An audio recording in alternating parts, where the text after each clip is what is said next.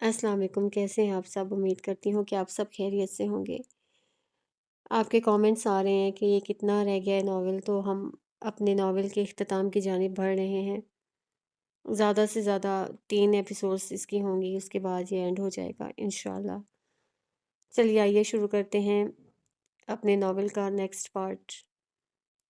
مردانہ بوتیک کی اوپری منزل پہ بنے فوڈ کورٹ میں اس وقت رش نہیں تھا۔ اسی فوڈ کورٹ میں ایک جانب گیسٹ روم بنا تھا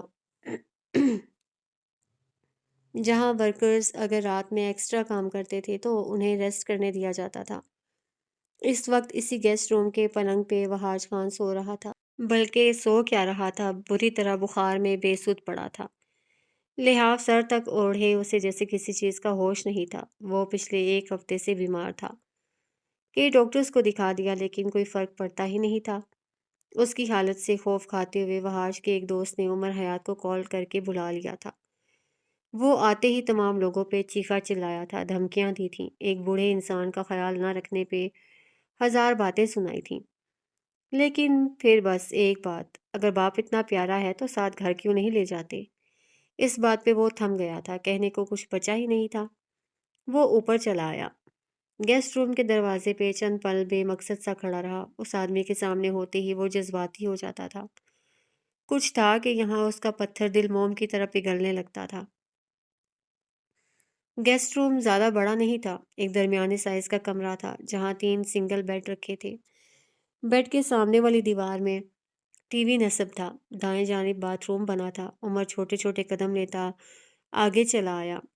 بیڈ کے پاس پہنچ کر اس سے لحاف اوڑھے شخص کا لحاف ذرا سا سرکایا۔ اب اس کا بخار سے تپتا سرخ چہرہ نظر آیا تھا۔ عمر کے دل کو کچھ ہوا۔ عمر نے آگے جھک کر ان کو کندھے سے ہلایا۔ وہاج نیم خوابیدہ آنکھوں سے اسے تکے گیا۔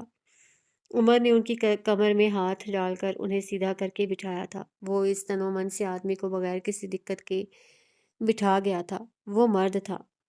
بیٹے انہی دنوں کے لیے مانگے جاتے ہیں۔ وہاج شاید کچھ مانگ رہا تھا لیکن بول نہیں پا رہا تھا۔ عمر نے غور کیا تو وہ پانی مانگ رہا تھا۔ وہ واپس نیچے گیا۔ کچھ دیر بعد وہ واپس آیا تو اس کے ہاتھ میں بہت کچھ تھا، منرل واٹر کی بوتلیں، اچھی غذا اور ساتھ ایک ڈاکٹر جس نے وہاج کا چیک اپ کیا تھا، دوا دی اور چلا گیا۔ کچھ وقت بعد عمر نے اسے کھانا بھی کھلایا۔ اس کا بخار کافی حد تک اتر گیا تھا۔ عمر اس سے نظریں ملائے بغیر اس کے سارے کام کرتا دکھائی دے رہا تھا۔ اس نے ایک نظر اپنے باپ کے کپڑوں کو دیکھا، وہ میلے سے لگے تھے۔ عمر کے دل کو دھکا لگا تھا، اپنے باپ کو تکلیف میں دیکھنا۔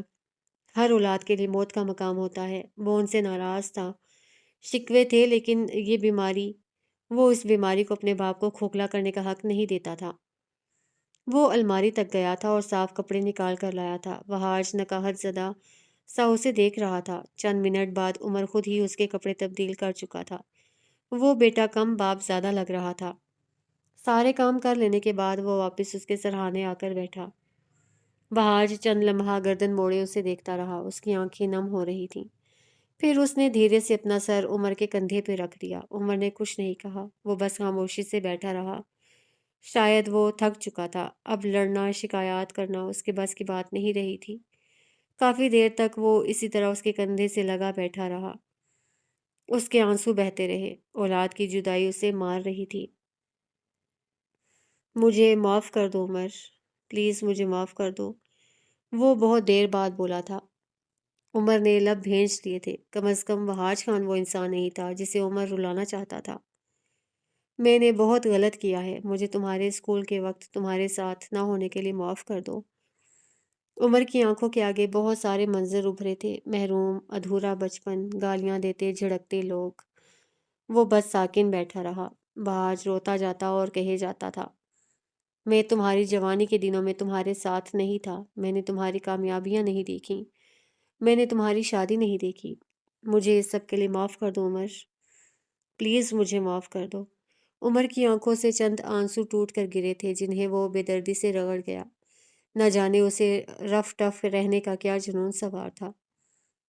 میں نے آپ کو کبھی قصور دیا ہی نہیں ابا، وہ ہلکی آواز میں بولا تھا۔ اس کے منہ سے اپنے لیے ابا سن کر وہاج کی روح تک پرسکون ہو گئی تھی۔ عمر سامنے دیوار کو دیکھتے ہوئے کہتا رہا، میں شاید آپ سے کبھی ناراض بھی نہیں تھا، لیکن میں نگین سلطان کا بیٹا ہوں۔ مجھے خود کو سزا دینے میں مزہ آتا ہے۔ میں بس خود کو سزا دے رہا تھا، لیکن اب بس۔ وہ بولتے بولتے رکا۔ لیکن آج جب آپ کے دوست نے مجھے کال کر کے بتایا کہ آپ کا سانس رک رہا ہے اور آپ بے ہوش ہو گئے ہیں۔ جھوٹ مت بولو، اس نے کہا تھا، میں مر گیا ہوں۔ وہاج نے اسے ٹوکا۔ عمر نے کرب سے آنکھیں بند کر لیں، جیسے یہ بات بے حد تکلیف دیتی ہو۔ میں ڈر گیا تھا ابا، وہ دھیمی آواز میں کہہ رہا تھا۔ میں بہت ڈر گیا تھا۔ مجھے لگا تھا میں آپ کی معافی کے بغیر آپ کو کھو دوں گا۔ مجھے لگا تھا قیامت کے دن مجھے نافرمان اور والدین کو ستانے والی اولاد میں شامل ہونا پڑے گا، لیکن مجھے بچا لیا گیا ہے۔ آج میں آپ کو اپنے تمام حق معاف کرتا ہوں اور آپ سے آپ کی حق تلفی کی معافی مانگتا ہوں۔ عمر نے چہرے موڑ کر وہاج کو دیکھا۔ وہاج حیران رہ گیا تھا۔ مجھے معاف کر دے ابا، تاکہ میں قیامت کے دن اپنی ماں کے سامنے، اپنے اللہ کے سامنے سرخرو ہو سکوں۔ اس نے اپنے دونوں ہاتھ اپنے باپ کے سامنے باندھ لیے۔ وہاج نے ہول کر اس کے دونوں ہاتھ تھام کر چومے تھے اور پھر اسے خود ہی ذرا سا اٹھا کر سینے سے لگا لیا تھا۔ اب وہ دونوں رو رہے تھے۔ عمر آج اپنی محرومیاں ختم ہونے پہ رو رہا تھا اور وہاج خان کو آج اپنا بیٹا مل گیا تھا۔ وقت نے اب عمر کے ساتھ انصاف کرنا شروع کر دیا تھا۔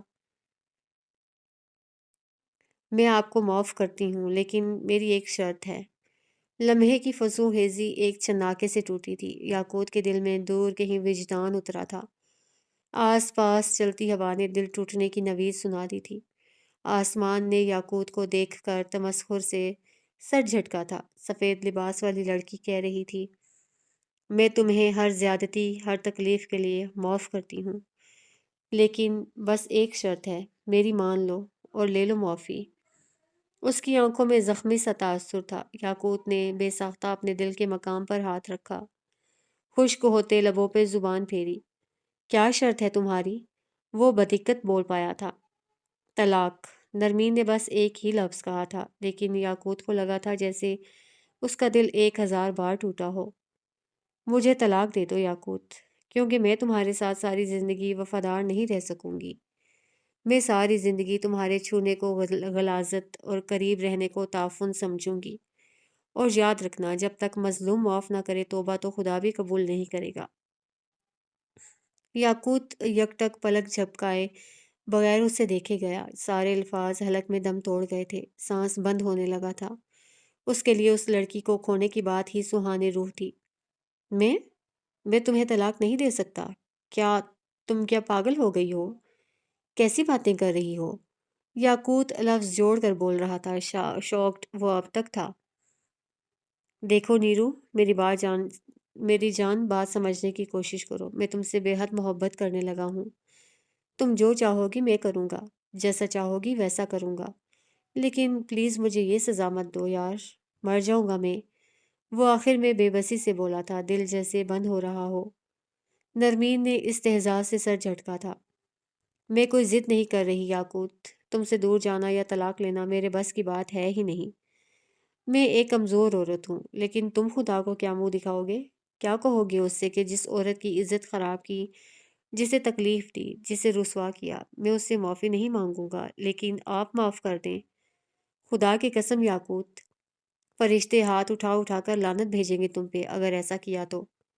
تمہیں اگر مجھ سے معافی چاہیے تو طلاق کے پیپرز سائن کرو، میں معافی نامہ سائن کر دوں گی، وہ ہر دھرمی سے بولی تھی۔ یاقوت کے دل میں گرہیں پڑنے لگی تھیں۔ وہ بے بس ہونے لگا تھا۔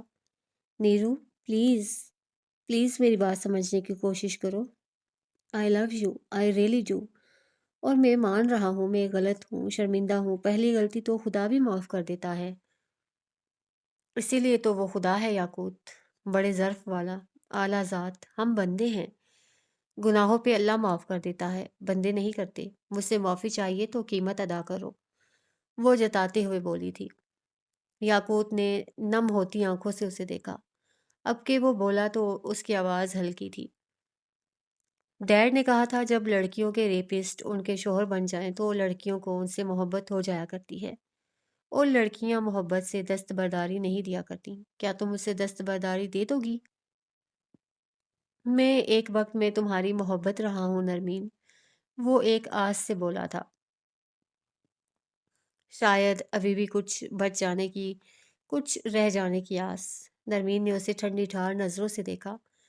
یہ سچ ہے یاقوت، لڑکیاں محبت سے دستبردار نہیں ہوتی، لیکن ایک وقت آتا ہے جب اپنا وقار اور عزت کے بدلے محبت کو چننا ہوتا ہے، اور تب کچھ لڑکیاں نرمین مغل جیسی ہوتی ہیں جو وقار چن لیتی ہیں۔ تم آج بھی میرے دل میں ہو، روز اول کی طرح۔ آج بھی تمہیں دیکھ کر دل کہتا ہے حسن تم پہ تمام ہوا۔ وہ ایک پل کو رکی، یاقوت کی کرب زدہ آنکھوں میں دیکھا۔ لیکن میرے دل کا ایک کونا سڑ چکا ہے، تمہاری کی گئی زیادتیوں کی وجہ سے میرا جسم مجھے چیچک زدہ لگتا ہے۔ تم جانتے ہو جب تم میرا ہاتھ پکڑتے ہو تو مجھے کیسا لگتا ہے؟ اس نے یاقوت کی آنکھوں میں جھانک کر پوچھا تھا۔ یاقوت نے نفی میں سر ہلایا تھا۔ نرمین آگے کو ہوئی، آواز دھیمی کر لی۔ مجھے بالکل ویسا لگتا ہے جیسا اس کاری کے چھونے پہ تمہیں لگتا تھا۔ یاقوت بدک کر کھڑا ہوا، چہرے پر خوف اور نفرت بیک وقت آئے تھے۔ اس کے پورے جسم پہ جیسے کانٹے چھوڑ دیے گئے ہوں۔ وہ بے یقینی سے کھڑا ہو کر اسے دیکھے گیا۔ نرمین اپنی جگہ سے اٹھ کر اس کے قریب آئی، عین اس کے سامنے۔ تم بتاؤ نا یاقوت، کیا تم اس کاری کے ساتھ ایک گھر میں ایک چھت کے نیچے رہ سکتے ہو؟ یاقوت ہر گزرتے لمحے کسی مردے کی مانند سفید پڑ رہا تھا۔ اس کی آنکھوں کی رمق گویا مر چکی ہو۔ وہ بے یقینی سے پیچھے ہونے لگا تھا۔ جب تم نہیں رہ سکتے تو میں کیسے رہوں؟ تم ایسا کرو، صرف 2 گھنٹے اس آدمی کے پاس رہ جاؤ۔ تم 2 گھنٹے اس شخص کے ساتھ رہو جس نے بچپن میں تمہیں جسمانی استحصال پہنچایا۔ 2 گھنٹے بعد آنا، نرمین مغل تمہیں سب معاف کر دے گی، خود کو ذلیل کیا جانا بھی اور پل پل کی موت مارنا بھی۔ وہ کہتے ہوئے آگے بڑھ گئی تھی۔ یاقوت آگے بھی نہیں بڑھ سکا، وہ اپنی جگہ ساکت رہ گیا۔ اس شخص کے نام پہ ہی یاقوت کو اپنے ارد گرد تعفن اور بدبو محسوس ہو رہی تھی۔ کجا کے اس کے ساتھ رہنا۔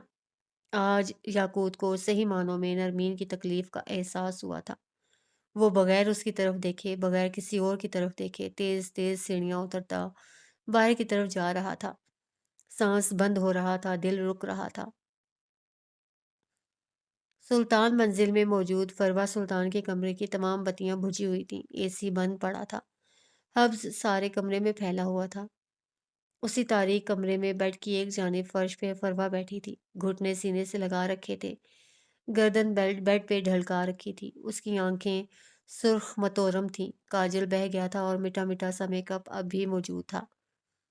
لباس وہی تھا جو صبح کی ٹی پارٹی میں پہن رکھا تھا۔ دفتن دروازہ کھلا اور شمس اندر آیا تھا۔ کمرے کی یہ حالت دیکھ اس کا دل بھی دھک سے رہ گیا تھا۔ باہر سے آتی روشنی اب سیدھا اس کے کمرے میں فرش پہ بیٹھی فروا پہ پڑ رہی تھی۔ وہ ٹوٹی بکھری ہوئی حالت میں تھی۔ ایک لمحے کو جیسے شمس کا دل کسی نے مٹھی میں لے کر دبایا ہو۔ وہ اس عورت کو گالیاں دے سکتا تھا، بے عزت کر سکتا تھا، لیکن سچ یہ تھا کہ وہ اسے اس حالت میں نہیں دیکھ سکتا تھا۔ وہ چھوٹے چھوٹے قدم لیتا اس کے قریب چلا آیا، پھر پنجوں کے بل اس کے قریب بیٹھا۔ اب وہ فکر مندی سے اسے دیکھ رہا تھا۔ یہ کیا حالت بنا رکھی ہے فروا؟ کیا کچھ ہوا ہے؟ ادھر دیکھو، مجھے کیا ہوا ہے؟ وہ اس کا چہرہ اپنی جانب موڑتے ہوئے پوچھ رہا تھا۔ فروا کی آنکھوں سے گرم گرم آنسو بہنے لگ گئے تھے۔ شمس اب کے واقعتاً پریشان ہوا تھا۔ خدا کے لیے فروا، مجھے بتاؤ کیا ہوا ہے؟ تم اس طرح تو نہیں روتی۔ تم دوسروں کو رلا دیتی ہو لیکن تم نہیں روتی۔ آخر کیا ہوا ہے؟ کچھ بولو پلیز، مجھے فکر ہو رہی ہے۔ وہ اب اس کے قریب ہی بیٹھ گیا تھا۔ مجھ سے بہت بڑی غلطی ہو گئی ہے شمس، بہت بڑا گناہ ہو گیا ہے۔ وہ زور زور سے بچوں کی طرح رونے لگی تھی۔ میں نے کسی کو اندھیروں میں دھکیل دیا ہے، حالانکہ میں ایسا نہیں کرنا چاہتی تھی۔ میں ایسا کیسے کر بیٹھی شمس؟ یہ مجھ سے کیا ہو گیا؟ فروا کی آنکھوں کے آگے بس مہرماں کا چہرہ تھا۔ وہ اسے معصوم سے کیا بنا چکی تھی؟ شمس کی آنکھوں میں کچھ گیلا سا چمکا تھا، وہ ذرا سا پشیمان ہوا تھا۔ تم ٹھیک کہہ رہی ہو فروا، اسے اندھیروں میں دھکیل کر ہم نے اچھا نہیں کیا۔ ہم دونوں اس میں شامل تھے، مجھے تمہیں روکنا چاہیے تھا۔ شمس کی آنکھوں کے آگے حال سلطان کا چہرہ تھا۔ میں کیا کروں شمس؟ میں کیا کروں؟ میں اس سے بہت محبت کرتی ہوں، مجھے اس کے لیے شیطان نہیں بننا چاہیے تھا۔ میں اس کے لیے کیوں شیطان بن گئی؟ یہ میں نے کیا کر دیا؟ یہ کیا ہو گیا مجھ سے؟ وہ اپنی ہتھیلی سر پہ مار رہی تھی جیسے بے حد تکلیف میں ہو۔ شمس اس سے زیادہ تکلیف میں لگتا تھا۔ میں بھی یہی سوچ رہا ہوں فروا، ہم اس کے باپ کو کیا جواب دیں گے؟ ہم کیا کہیں گے؟ کیوں کیا ہم نے ان کی اولاد پہ ظلم؟ وہ رنجیدہ تھا، بلکہ اولاد چھوڑو، ہم نے خود ان کے ساتھ بہت ظلم کیا۔ فروا، ہم نے کیوں کیا ایسا؟ اس نے گردن جھکا دی تھی، ہرس گردنیں جھکا دیتا ہے۔ فروا نے اپنی بھوری آنکھیں رگڑ کر صاف کی، پھر شمس کا ایک ہاتھ تھام لیا۔ ہم مجبور تھے شمس، بے حد مجبور، ہمیں لگا تھا یہی صحیح ہے اور یہی صحیح تھا۔ اس کی زکام زدہ آواز کچھ جتا رہی تھی۔ ہمارا طریقہ کار غلط ہو سکتا ہے، لیکن جو ہونا تھا وہ ہو گیا ہے نا؟ ہے نا؟ وہ اپنی گیلی آنکھیں شمس کی آنکھوں میں گاڑے کہہ رہی تھی۔ شمس نے بس اس بات میں سر ہلا دیا۔ وہ نہیں سمجھ پا رہا تھا، وہ اپنے بھائی کے ساتھ زیادتی کے گلٹ میں تھا۔ واپسی اب بھی ممکن ہے، ضمیر کی قید سے نکل آنا اتنا بھی مشکل نہیں ہے۔ اگر تم میرے ساتھ رہو تو ہم اندھیروں میں بھیجے لوگوں کو واپس لا سکتے ہیں، ہم زیادتیوں کے ازالے کر سکتے ہیں۔ وہ امید سے چمکتی آنکھوں کے ساتھ کہہ رہی تھی۔ شمس بس اسے دیکھے گیا۔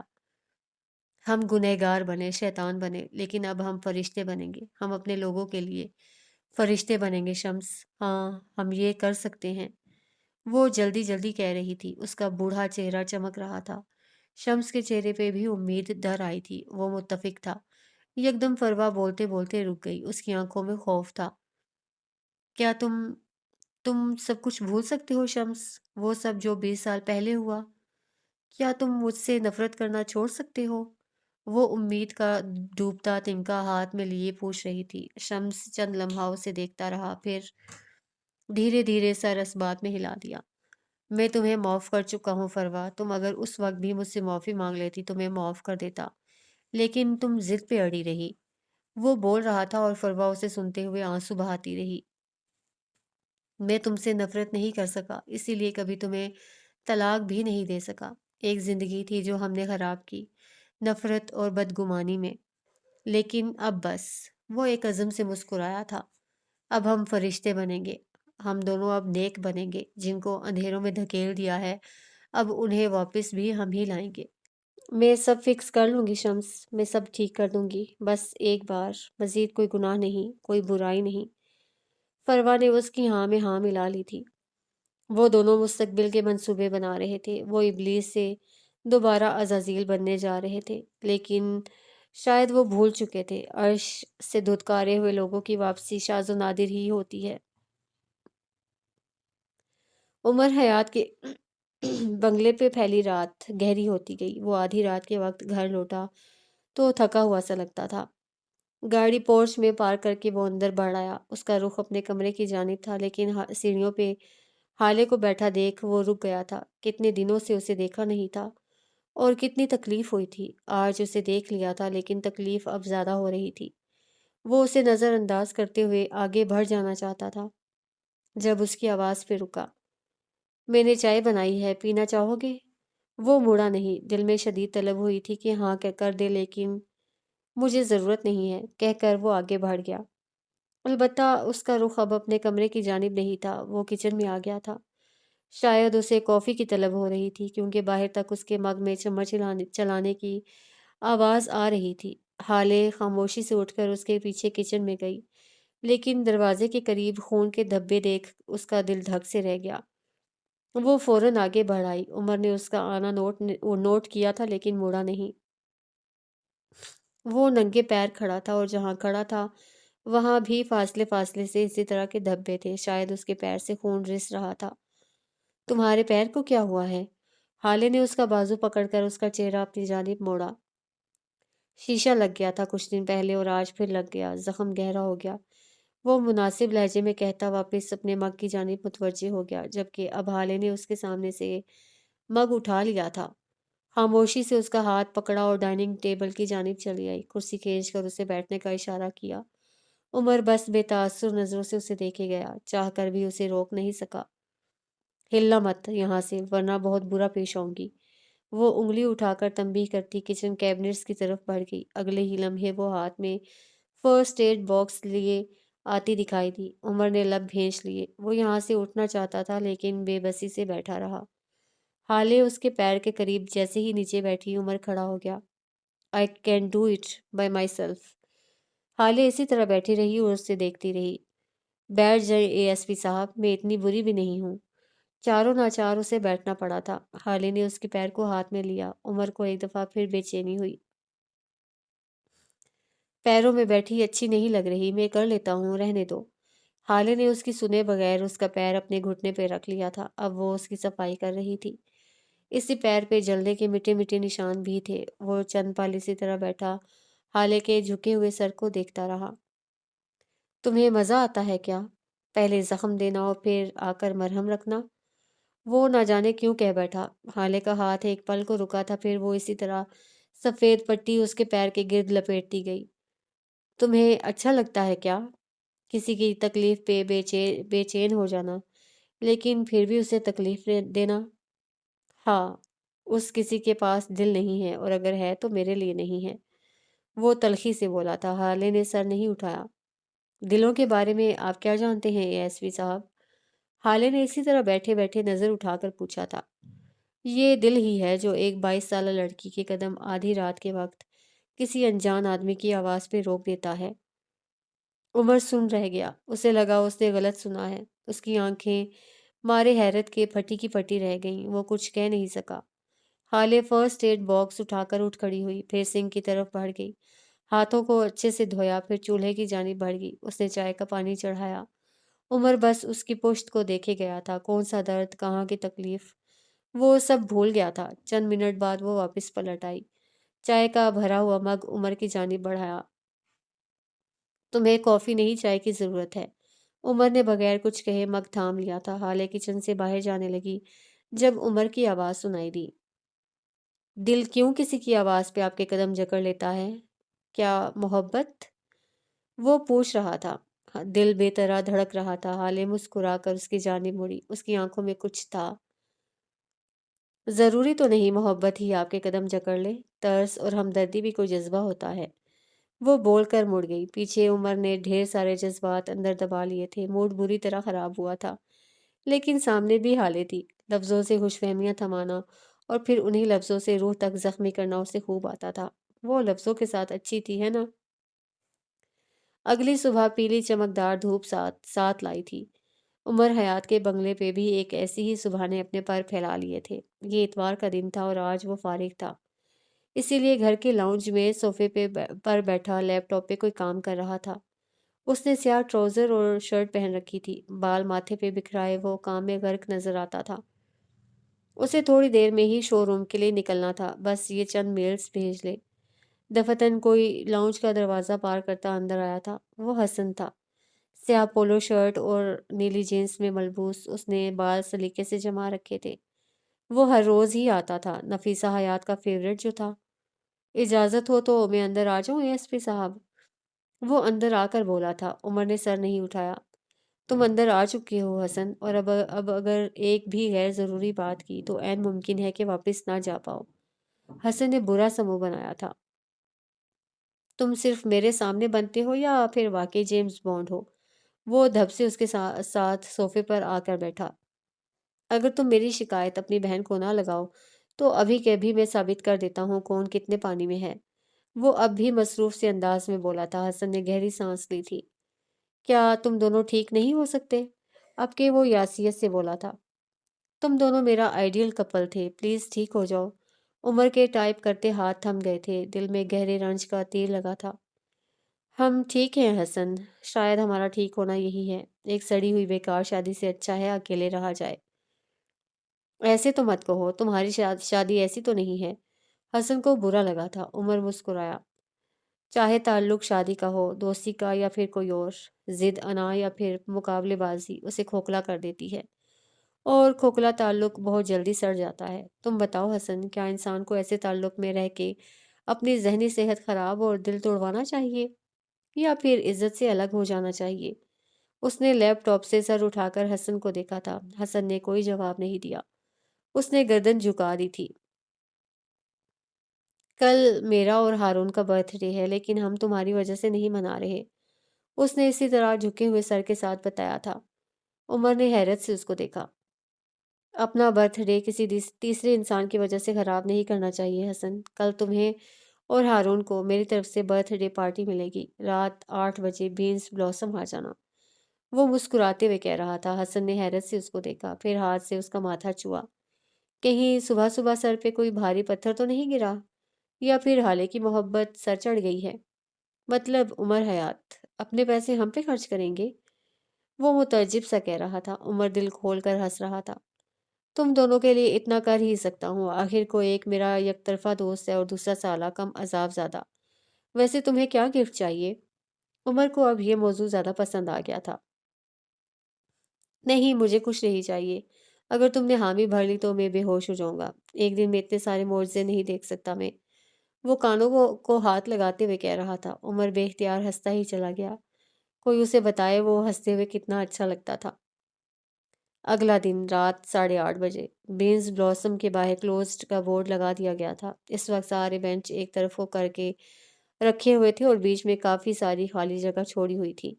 ایک طرف لمبی میز پہ مختلف کھانے سجے ہوئے تھے جنہیں عمر حیات نے اپنے ہاتھوں سے بنانے کا شرف بخشا ہوا تھا۔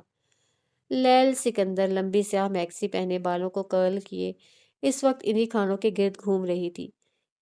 کسی طرح الفا ادھر ادھر ہو جائے اور وہ کچھ ٹیسٹ کر سکے۔ ہارون شاہد بھی تیار سا تھا۔ سفید شرٹ کے اوپر جینز جیکٹ اور سٹائلش جینز پہنے وہ کافی اچھا لگ رہا تھا۔ اس وقت وہ اپنے پپا کو کال کر کے باقی کے سارے پلانز کینسل کر رہا تھا، ساتھ ساتھ عزت افزائی بھی کروا رہا تھا۔ حسن نسبتاً ایک الگ کونے میں بیٹھا تھا، اسے بابا یاد آ رہے تھے۔ اماں کو اس نے حالے کی وجہ سے نہیں بلایا تھا۔ عمر اب تک نہیں آیا تھا۔ حالے یہاں سے ذرا فاصلے پر نفیسہ حیات کے ساتھ بیٹھی تھی۔ وہ اس سے کچھ پوچھ رہی تھی۔ حالے مسکراتے ہوئے جواب دے رہی تھی۔ اس نے سیاہ سفید دھاریوں والا اسٹائلش گاؤن پہن رکھا تھا جس کی کمر پہ سنہری بیلٹ لگا ہوا تھا۔ بھورے بالوں کو کرل کر کے پشت پہ کھلا چھوڑ دیا تھا۔ کانوں، انگلیوں، کلائیوں اور گلے میں ہیرے پہنے وہ خوبصورت لگ رہی تھی۔ آج اس نے بھر بھر کے ہیرے پہنے تھے۔ یہ بات کافی لوگوں نے نوٹ کی تھی۔ ہیرے تمہارے لیے کیا ہیں حالے؟ نفیسہ کی بات پہ اس نے گردن موڑ کر انہیں دیکھا۔ ہیرے میرے لیے طاقت کا اظہار ہیں، میری پہچان اور مجھے یاد رکھوانے والی چیز۔ اس نے گنوا دیا تھا۔ نفیسہ بغور اسے دیکھ رہی تھی۔ مطلب تم آج سب کو دکھانا چاہتی ہو کہ تم خوش ہو، مطمئن ہو، اکیلی ملکہ ہو اور سب سے بڑھ کر عمر کے بغیر بھی خوش ہو۔ ان کی آخری بات پہ حالے بری طرح چونکی تھی۔ ایسا تو کچھ نہیں ہے، وہ بدقت بول پائی۔ تمہیں کیا لگتا ہے ان گزرے چند ماہ میں جو کچھ بھی تمہارے ساتھ ہوا وہ کیا تھا؟ نفیسہ نے سوال بدل لیا تھا۔ آزمائش، حالے فوراً سے بولی۔ نفیسہ سنجیدہ تھی۔ ہمیں ہر آزمائش کے بعد انعام ملتا ہے حالے سلطان، ہر قربانی کا صلہ اور ہر درد کے بدلے راحت، یہ اللہ کا قانون ہے۔ جب روزے رکھو، بھوک پیاس برداشت کرو تو آخر میں عید ملتی ہے۔ قربانی کرو، اپنا پیسہ اور اپنا محبوب جانور قربان کرو تو بدلے میں اچھی آخرت ملتی ہے۔ آزمائشوں کے بعد انعام ملا کرتے ہیں حالے، اللہ نے تمہیں عمر دیا اور تم ناقدری کر رہی ہو۔ حالے سلطان جہاں تھی وہیں سن رہ گئی۔ آس پاس کی ساری آوازیں، سارے لوگ، الفاظ سب بے معنی ہو گئے۔ اس کے رونگٹے کھڑے ہو چکے تھے۔ نہ تم کرسڈ ہو، نہ تم برتی ہوئی عورت، اور نہ ہی بانجھ۔ یہ سارے اختیارات اللہ کے ہاتھ میں ہیں۔ لوگوں کی باتوں کو دلوں سے لگانا چھوڑ دو حالے سلطان۔ لوگ تو دل چیرنے کے لیے چھری لے کر گھومتے ہیں۔ جو اللہ دے دے اس پہ صابر رہو اور اس کی قدر کرو۔ نہ قدروں کے نصیب میں نہ رزق رہتا ہے نہ محبتیں۔ وہ بول کر خاموش ہو گئی تھیں۔ شاید انہوں نے سامنے سے آتے ہوئے حسینہ سلطان اور مہرماں کو دیکھ لیا تھا۔ وہ دونوں مسکراتے ہوئے ادھر ہی آ رہی تھیں۔ حالے نے ذرا کی ذرا نظر اٹھا کر ان کو دیکھا، پھر نفیسہ کو دیکھا۔ وہ مسکرائی تھیں۔ جن کے ایک پیرنٹ نہ رہے ہوں انہیں دوسرے کی قدر کرنی چاہیے۔ یہ پہلے کے جانے کا غم ختم نہیں کریں گے لیکن گلٹ ختم ہو سکتا ہے۔ وہ کہتے ہوئے اٹھ گئی تھی۔ حالے ڈبڈبائی آنکھوں سے انہیں دیکھتی رہی۔ وہ لوگ اب ذرا فاصلے پر کھڑے تھے۔ حسن اپنی ماں کے ساتھ چہک رہا تھا۔ مہرماں اس کے بالوں میں پہ ہاتھ پھیر رہی تھی۔ حالے اٹھی، وہ اب چھوٹے چھوٹے قدم لیتی ان کے قریب گئی۔ حسینہ نے اس کے سر پہ ہاتھ رکھا۔ اس سے زیادہ کوئی تعلق تھا ہی نہیں۔ حالے چند لمحہ انہیں دیکھتی رہی اور پھر خود ہی آگے بڑھ حسینہ کے کندھے سے لگی۔ وہ پہل تو متعجب ہوئی، پھر نرمی سے اس کا سر تھپکا۔ حالے کے دل میں سکون اترنے لگا۔ مہر اس سے ملی تھی، وہ بس خاموش کھڑی رہی تھی۔ ناقدروں کی فہرست میں اپنا نام شامل کروانا اس کے لیے برا مشورہ تھا۔ کچھ وقت بعد وہ سب لمبی میز کے گرد جمع تھے۔ عمر آ چکا تھا۔ اس نے سیاہ ڈریس شرٹ کے ساتھ سیاہی پینٹ پہن رکھی تھی، کف موڑے ہوئے اور بالوں کو سلیقہ سے جمائے کافی اچھا لگ رہا تھا وہ۔ اس کے ساتھ ایک لڑکی بھی آئی تھی، 18-19 برس کی، سانولے چہرے اور گھنگریالے بالوں والی نورے۔ وہ بہت ہنسمکھ سی تھی، ہر ایک کے ساتھ فوراً گھل مل گئی تھی، سوائے حالے کے۔ عمر کے ہاتھ میں ایک چھوٹا سا پپی تھا۔ یہ تمہارے لیے ہے۔ حسن کو اسے تھماتے ہوئے گویا اس نے احسان عظیم کیا تھا۔ اس کا نام برونو ہی رکھنا، اس کی نسل تمہارے پچھلے کتے سے ملتی ہے۔ برونو تو ایک ہی تھا، حسن یاسیت سے بولا۔ اس سے پوچھ لو، یہ بھی اس کا کوئی چچا زاد یا ماموں زاد ہی لگتا ہوگا۔ عمر بیزاری سے کہتا میز کی جانب بڑھایا، وہیں جہاں نورے بیٹھی تھی۔ اس وقت وہ عمر کے ساتھ والی کرسی پہ بیٹھی حالے کو سخت زہر لگ رہی تھی۔ عمر بار بار مسکرا مسکرا کر اسے کچھ کہہ رہا تھا۔ حسن ایک بار پھر کسی کی محبت میں مبتلا ہو چکا تھا۔ بھائی کیک کہاں ہے؟ اب تک آیا کیوں نہیں؟ اب کے ہارون بولا تھا۔ ہم نے 2 کیکس آرڈر کیے تھے لیکن صرف ایک ہی کیک آیا ہے حسن کا۔ ہارون کا کیک اب تک نہیں آیا، حالے نے جواب دیا تھا۔ عمر بیٹے تم جا کر لے آؤ کیک۔ نفیسہ نے عمر کو مخاطب کیا تو وہ اٹھ کھڑا ہوا۔ حالے نے نوٹ کیا تھا کہ وہ نفیسہ حیات کو نہ نہیں کہتا، نہ ضد کرتا ہے اور نہ کوئی ایک سے زائد بات۔ مطلب عمر حیات اپنی اماں سے ڈرتا تھا۔ حالے بچے تم بھی ساتھ چلے جاؤ۔ حسینہ کی آواز پہ حالے نے کوفت سے ان دونوں کو دیکھا تھا۔ عمر ٹھہر گیا تھا۔ اماں وہ خود چلا جائے گا۔ حسینہ کو تو گویا ساری محفل میں ہول پڑ گئے تھے۔ شرم کرو حالے، وہ آئیں گے وہ جائیں گے اس طرح بولا کرو، شوہر ہے تمہارا۔ بظاہر تو انہوں نے سرگوشی کی تھی، لیکن ہماری معصوم ماؤں کو کون بتائے کہ بیٹی کے بارے میں ان کی سرگوشیاں بھی پورا خاندان سنتا ہے۔ حالے نے گردن اٹھا کر عمر کو دیکھا۔ وہ اسی طرح بے تاثر کھڑا تھا لیکن اس کی آنکھیں حالے کو لگا تھا وہ ہنس رہی ہیں۔ آپ بیٹھ جائیں، میں خود لے آتا ہوں۔ عمر کے تابیداری سے کہنے پہ حالے باقاعدہ و بے ہوش ہوتے ہوتے بچی تھی۔ حسینہ نے ملامتی نظروں سے حالے کو دیکھا تھا، جیسے کہہ رہی ہو وہ شوہر ہو کر آپ کہہ رہا ہے۔ حالے کلس کر اپنی جگہ سے اٹھی۔ عمر آپ چلیں، میں ساتھ آتی ہوں۔ اس نے آپ پر زور دیا تھا۔ وہ دونوں باہر نکل آئے تھے اور پیچھے محفل میں ایک بار خوشگپیاں شروع ہو چکی تھیں، لیکن کچھ تھا مہر کو بری طرح کھٹکا تھا۔ عمر حیات کی گاڑی اپنی رفتار سے سڑک پہ رواں دواں تھی۔ ان دونوں کے درمیان کوئی بات نہیں ہو رہی تھی۔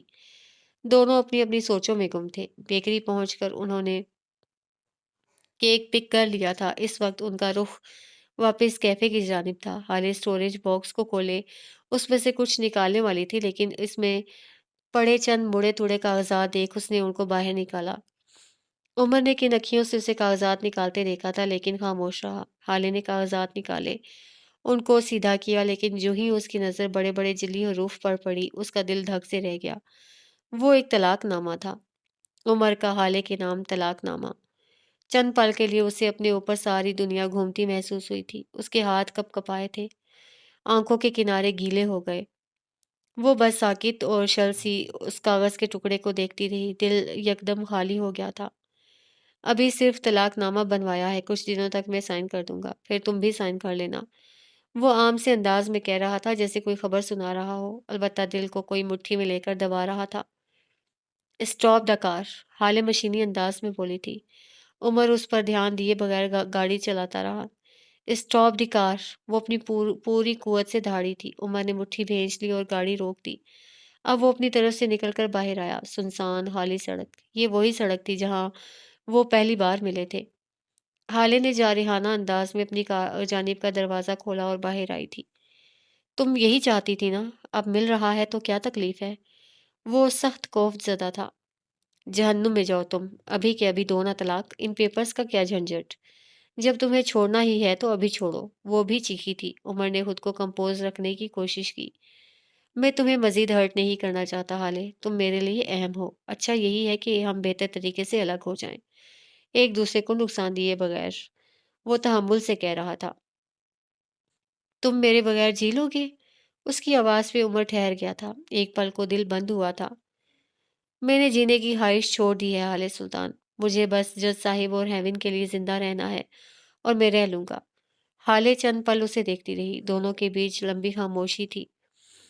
آسمان پہ کھڑا چاند انہیں خاموشی سے تک رہا تھا، بہتی ہوا ان کے دکھ میں نم تھی، تاریک ویران سڑک غمزدہ تھی۔ اسی پہر حال سلطان نے چاند کی دمکتی روشنی میں کھڑے شخص کو دیکھا۔ جب میں تم سے پہلی بار ملی تھی تو تم مجھے بہت قریبی لگے تھے۔ اس کی آنکھوں کے آگے اس تاریک رات، سیاہ رات کا منظر گھوم گیا تھا۔ سڑک پہ پڑا کوئی نوجوان کرا رہا تھا اور اسے پکار رہا تھا۔ اس کی آواز صحرا کے پیاسوں کی تاثیر مٹاتی تھی۔ میں جینا چاہتا ہوں، وہ بولی تو ہر شے ساکت ہو کر اس سے سنے گئی۔ جب میں نے تمہیں دوسری بار دیکھا تھا تو مجھے تمہاری تکلیف سے تکلیف ہوئی تھی۔ تمہارا چہرہ شناسا لگا تھا مجھے، تمہاری آنکھوں کے سحر سے خوف آیا تھا۔ وہ ہسپتال کے بیڈ پہ نیم دراز تھا، اس کا چہرہ سنجیدہ اور سپاٹ تھا، لیکن اس کی آنکھیں وہ عام آنکھیں نہیں تھیں، وہ ساحر تھیں۔ اس کا زخمی چہرہ، زخمی وجود حالے کو دل میں کھپ گیا تھا۔ کیا آپ دوبارہ آئیں گی؟ وہ نم آنکھوں اور لرزتے ہوئے لہجے میں کہہ رہی تھی۔ عمر کا دل جیسے رک رک کر چل رہا تھا، وہ دم سادھے اسے سنے گیا۔ حالے کہہ رہی تھی، جب میں نے تمہیں تیسری بار دیکھا تھا وہ ایک پل کو رکی تھی، تب مجھے تم سے محبت ہو گئی تھی عمر۔ وہ شاپنگ مال میں کھڑی تھی، کسی نے اس کو عقب سے پکارا تھا، وہ ٹھہری تھی۔ سیاہ آنکھوں والا مرد کچھ کہہ رہا تھا، وہ سن رہی تھی۔ وہ کہہ رہا تھا، کسی کو اگر آپ سے محبت ہے تو اسے آپ کے سفید اور سیاہ سے بھی محبت ہونی چاہیے، اسے آپ کے پنک سے بھی محبت ہونی چاہیے۔ یہ محبت ہو جانے کا لمحہ تھا۔ عمر کی آنکھوں کی پتلیاں ساکت ہو گئی تھیں، اس کا دل ٹھہر گیا تھا۔ حالے سلطان اس کے سامنے کھڑی تھی، وہ عورت جس کے عشق میں اسے 4 سالوں کا بن باز کاٹا تھا، وہ جس کے لیے کئی راتیں جاگ کر گزاری تھیں، جس کے لیے دل ٹوٹا شہر چھوڑا تھا، وہ آج اس کے سامنے کھڑی تھی، اس سے اظہار محبت کر رہی تھی۔ آج اسے لگا تھا اس کی اماں صحیح کہتی ہیں، اس کا بخت واقعی سکندری بخت ہے۔ میں تمہارے ساتھ جینا چاہتی ہوں عمر، وہ ہلکی نم آواز میں کہہ رہی تھی۔ ایک وقت تھا جب تم نے کہا تھا تم جینا چاہتے ہو اور میں رک گئی تھی۔ کیا آج تم میرے لیے نہیں رکو گے؟ عمر کو لگا تھا وہ سانس نہیں لے سکے گا۔ I love you Umar, I really love you. میں تمہارے بغیر نہیں جینا چاہتی، تم میرے لیے ضروری ہو، سانس لینے جتنے ضروری۔ تمہیں دیکھ کر دل سے ہیپی اینڈنگ اور ٹریجک اینڈنگز کا خیال نکل جاتا ہے، تمہارے ساتھ بس ٹوگیدر اینڈنگز کا خیال آتا ہے۔ You are the best man in the entire world. Umar اسے دیکھتا رہا، گیلی ہوتی آنکھوں اور دھڑکتے ہوئے دل کے ساتھ۔ پھر وہ اس کے کان کے قریب جھکا تھا۔ نہ کرو، میں رونے لگوں گا، وہ ہلکی آواز میں بولا تھا۔ حالے مزید تیزی سے رونے لگی تھی، اس کا چہرہ گیلا ہو گیا تھا۔ عمر مسکرا رہا تھا، وہ دل کھول کر مسکرا رہا تھا۔ پروپوز کرو مجھے بدتمیز انسان، وہ اپنا چہرہ صاف کرتے ہوئے بولی تھی۔ عمر کو حیرت ہوئی تھی، اس دن ریستوران میں کیا تو تھا، اب دوبارہ کیا پروپوز کروں؟ وہ پروپوزل جس میں مجھ سے زیادہ تمہاری تعریفیں تھیں، گھٹنوں کے بل بیٹھو اور مجھے پروپوز کرو، تحکم سے کہا گیا۔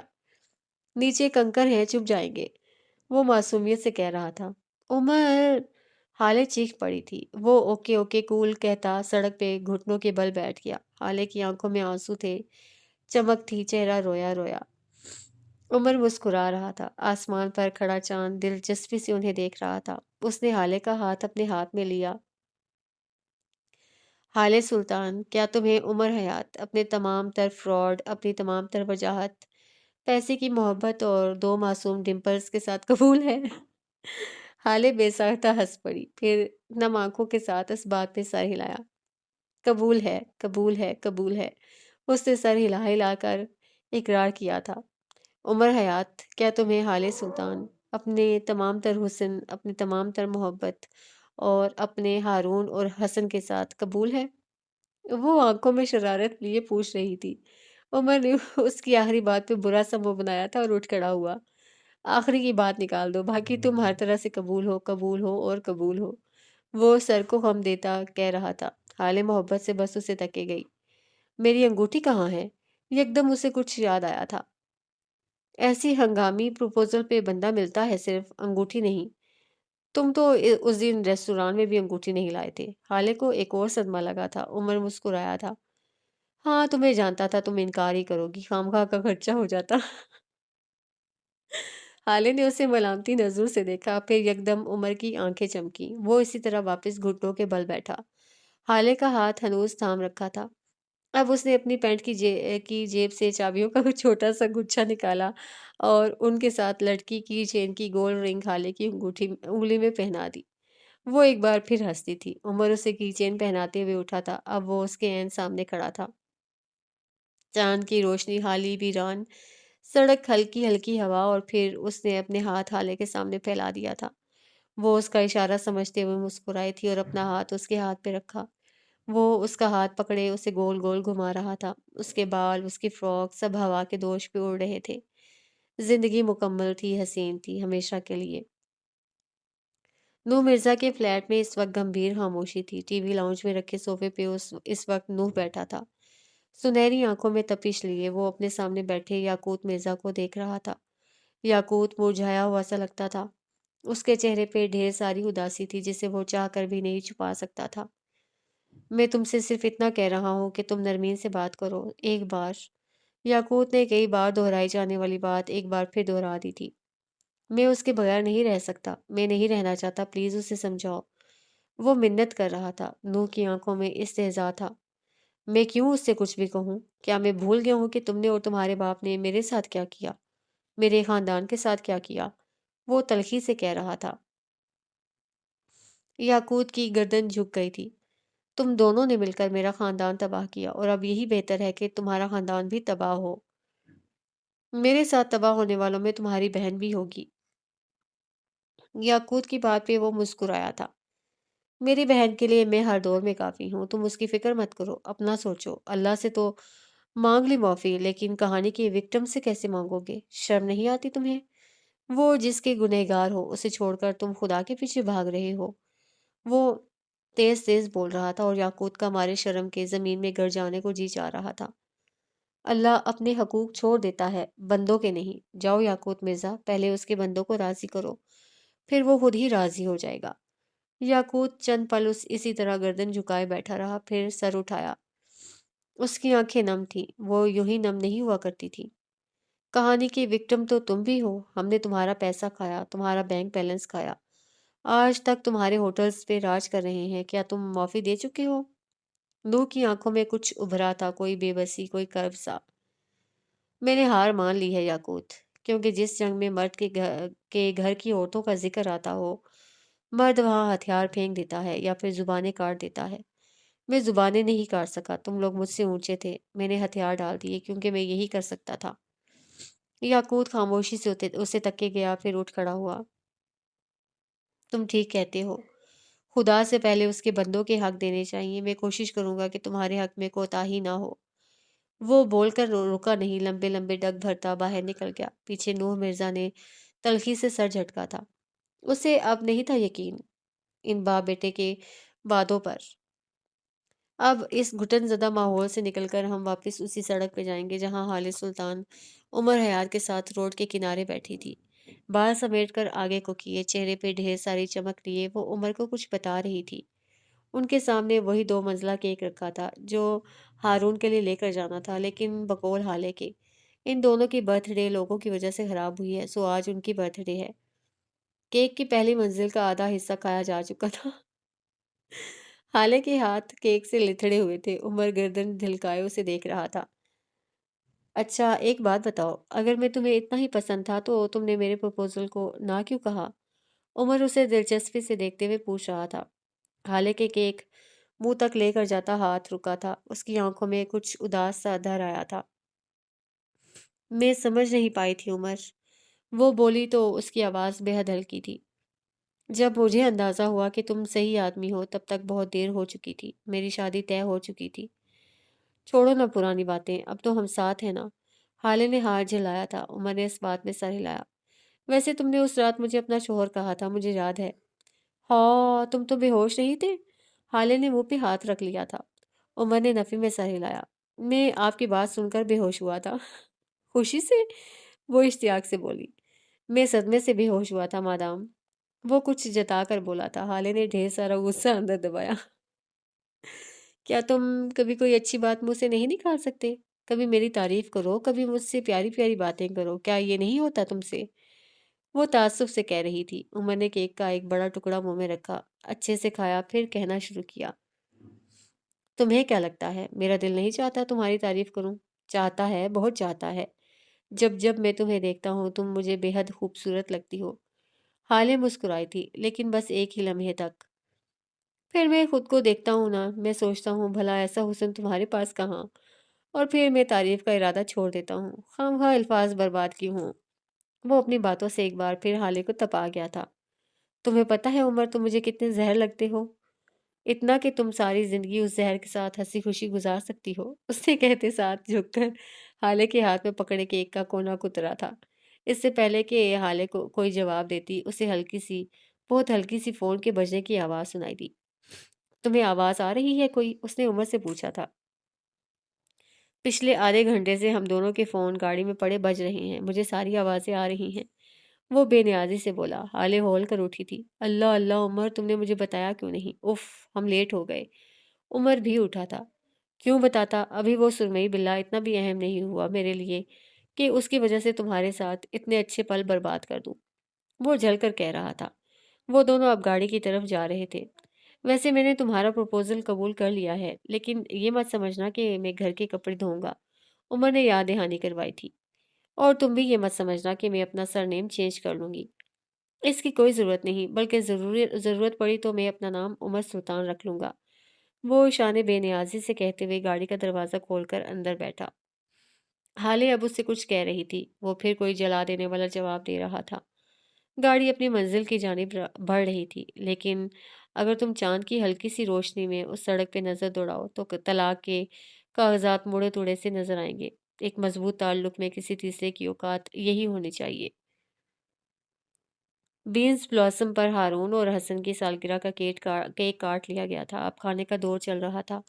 लंबी मेज पर सारे लोग इकट्ठा हो रहे थे। सबके चेहरे खुश थे, दमक रहे थे। उमर हाले के साथ वाली कुर्सी पे बैठा था। हसीना बेगम बार बार हाले को इशारा कर रही थी कि शोहर की प्लेट में कुछ डाले।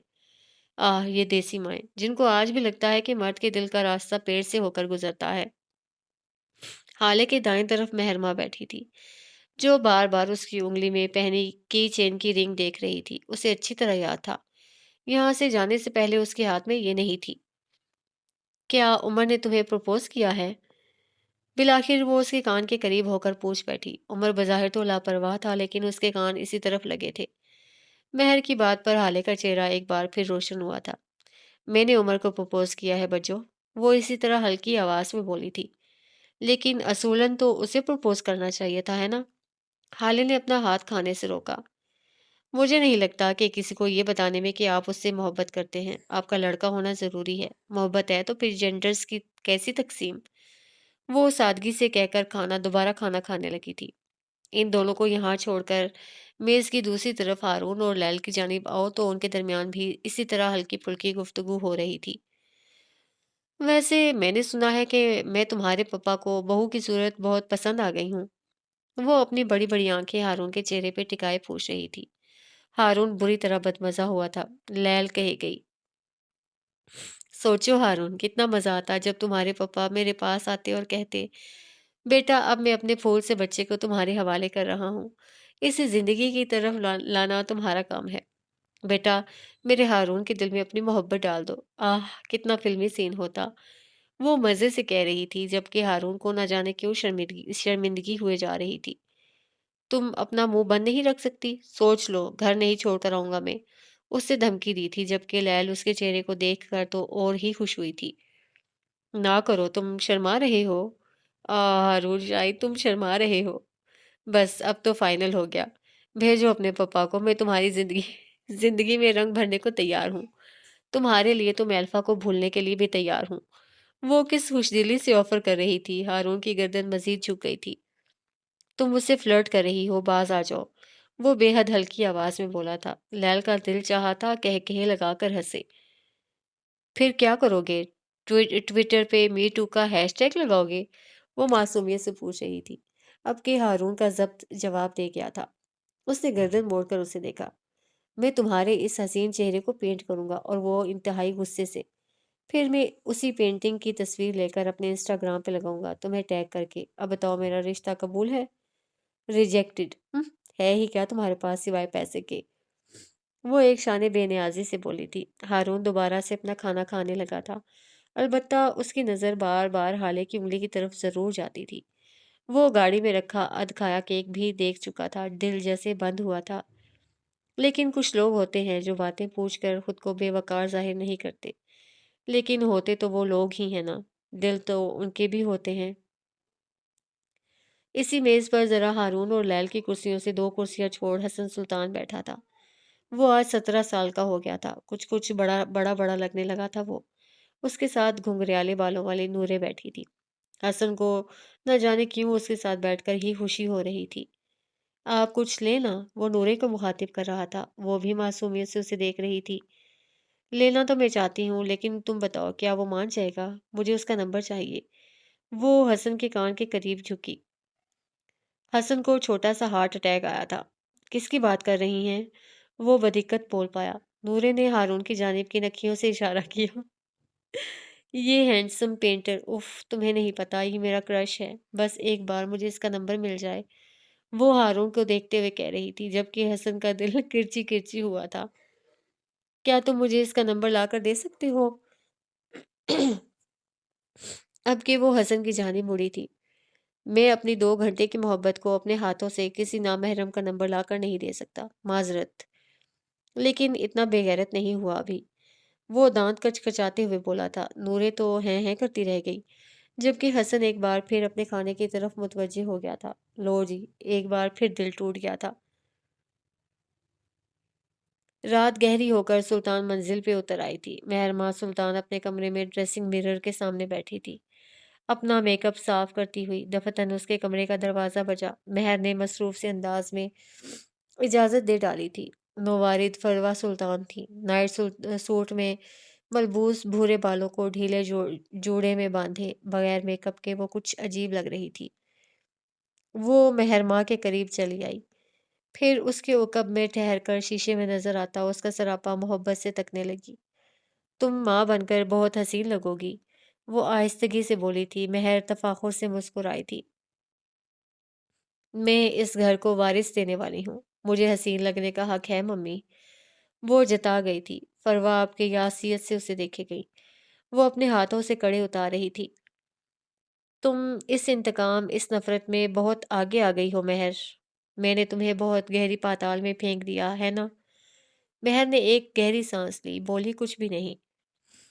میں یہ نہیں کرنا چاہتی تھی مہر، میں نے کبھی بھی تمہیں اپنے جیسا نہیں بنانا چاہا تھا، وہ رک رک کر کہہ رہی تھی۔ موٹے موٹے آنسو اس کی آنکھوں سے نکل کر مہر کے بالوں میں جذب ہو رہے تھے۔ میں چاہتی تھی تم ایک اچھی، ایک نیک زندگی گزارو، تم میری طرح شیطان مت بنو، لیکن دیکھو تم بن گئی۔ مہر نے لب بھیج لیے۔ فروا کہے گئی، میں تمہارے ساتھ رہوں گی مہر، سائے کی طرح، فرشتوں کی طرح، گناہوں کی طرح۔ میں نے کہا تھا نا۔ مہر نے اس بات میں سر ہلا دیا تھا۔ اب فرشتہ بننے کا وقت آ گیا ہے۔ میں اب تمہارا دائیں کندھے والا فرشتہ ہوں جو تمہاری نیکیاں لکھے گا، بلکہ میں اس سے بھی اعلیٰ ہوں، میں تم سے نیکیاں کرواؤں گی۔ جب جب تم کوئی غلط کام، کوئی گناہ کرو گی، میں اسے نیکی میں بدل دوں گی، کیونکہ میں تمہارا فرشتہ ہوں۔ مہرماں نے گردن موڑ کر ان کو دیکھا تھا، اس کی آنکھوں میں کچھ عجیب سا تھا۔ آپ کو کیا لگتا ہے مجھے شیطان بنانے والی آپ تھی؟ مجھے برا آپ نے بنایا؟ فروا اسے دیکھتی رہی۔ مہر نے نفی میں سر ہلایا۔ میں شروع سے ہی ایسی تھی ممی، بس تب میرے اوپر کچھ پردے تھے۔ مجھے لگتا تھا میں نیک بن سکتی ہوں، لیکن اب بس، اب میں تھک گئی ہوں۔ میرا اصل قبول کرنا میرے لیے کوئی بڑا مسئلہ نہیں تھا، اور اب میں اسے قبول کر چکی ہوں۔ میں خوش ہوں، ٹھیک ہوں، آپ میری فکر نہ کریں۔ وہ فروا کے دونوں ہاتھوں کو تھام کر بولی تھی۔ فروا مسکرا بھی نہ سکی، اس کی آنکھوں میں اب بھی وحشت تھی۔ تم نے حالے کا اپوائنٹمنٹ لیا ہے، تم اس کے ساتھ ایسا نہیں کر سکتی مہر۔ لوٹ آؤ اندھیرے، آگے بہت تاریک اور سیاہ ہیں، اس سے آگے جاؤ گی تو کھو جاؤ گی۔ میں تمہیں اس سے زیادہ آگے نہیں جانے دے سکتی۔ حالے کی شادی کو توڑنے کی ضد چھوڑ دو، عمر حیات مر کر بھی اس پر گیو اپ نہیں کرے گا۔ تم حالے کو جینے کیوں نہیں دیتی؟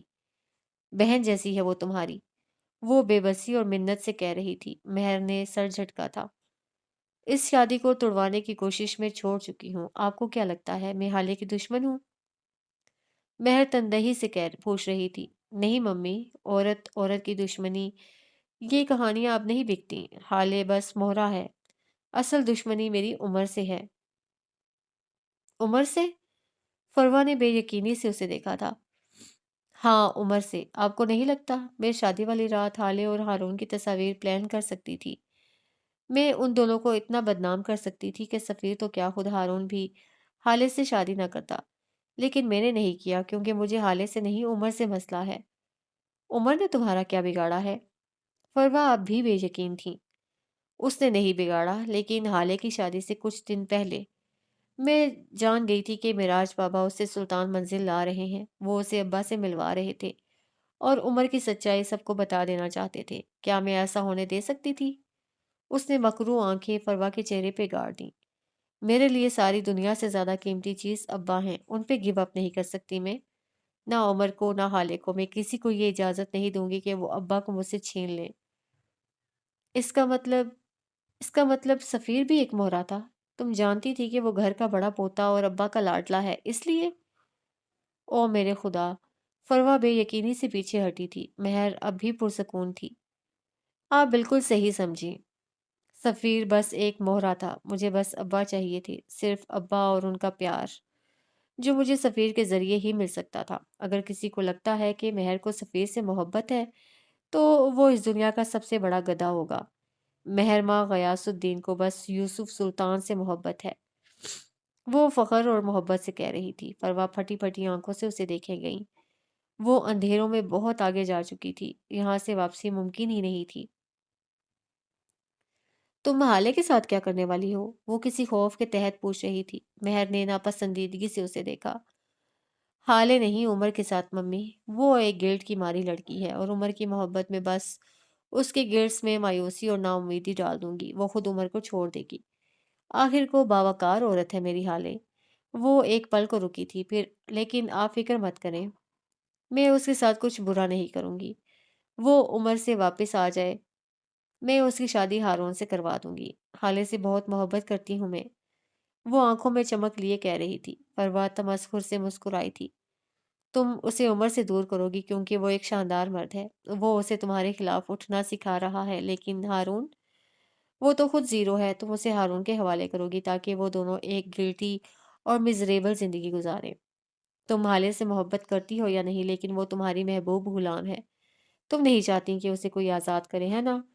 फरवा ने जैसे लम्हों में सब कुछ डिकोड कर लिया था। महर के चेहरे पे कोई तासुर नहीं आया, लेकिन फरवा के तासुरात जरा से बदले थे। एक कर्ब था जिसने दिल को जकड़ लिया था।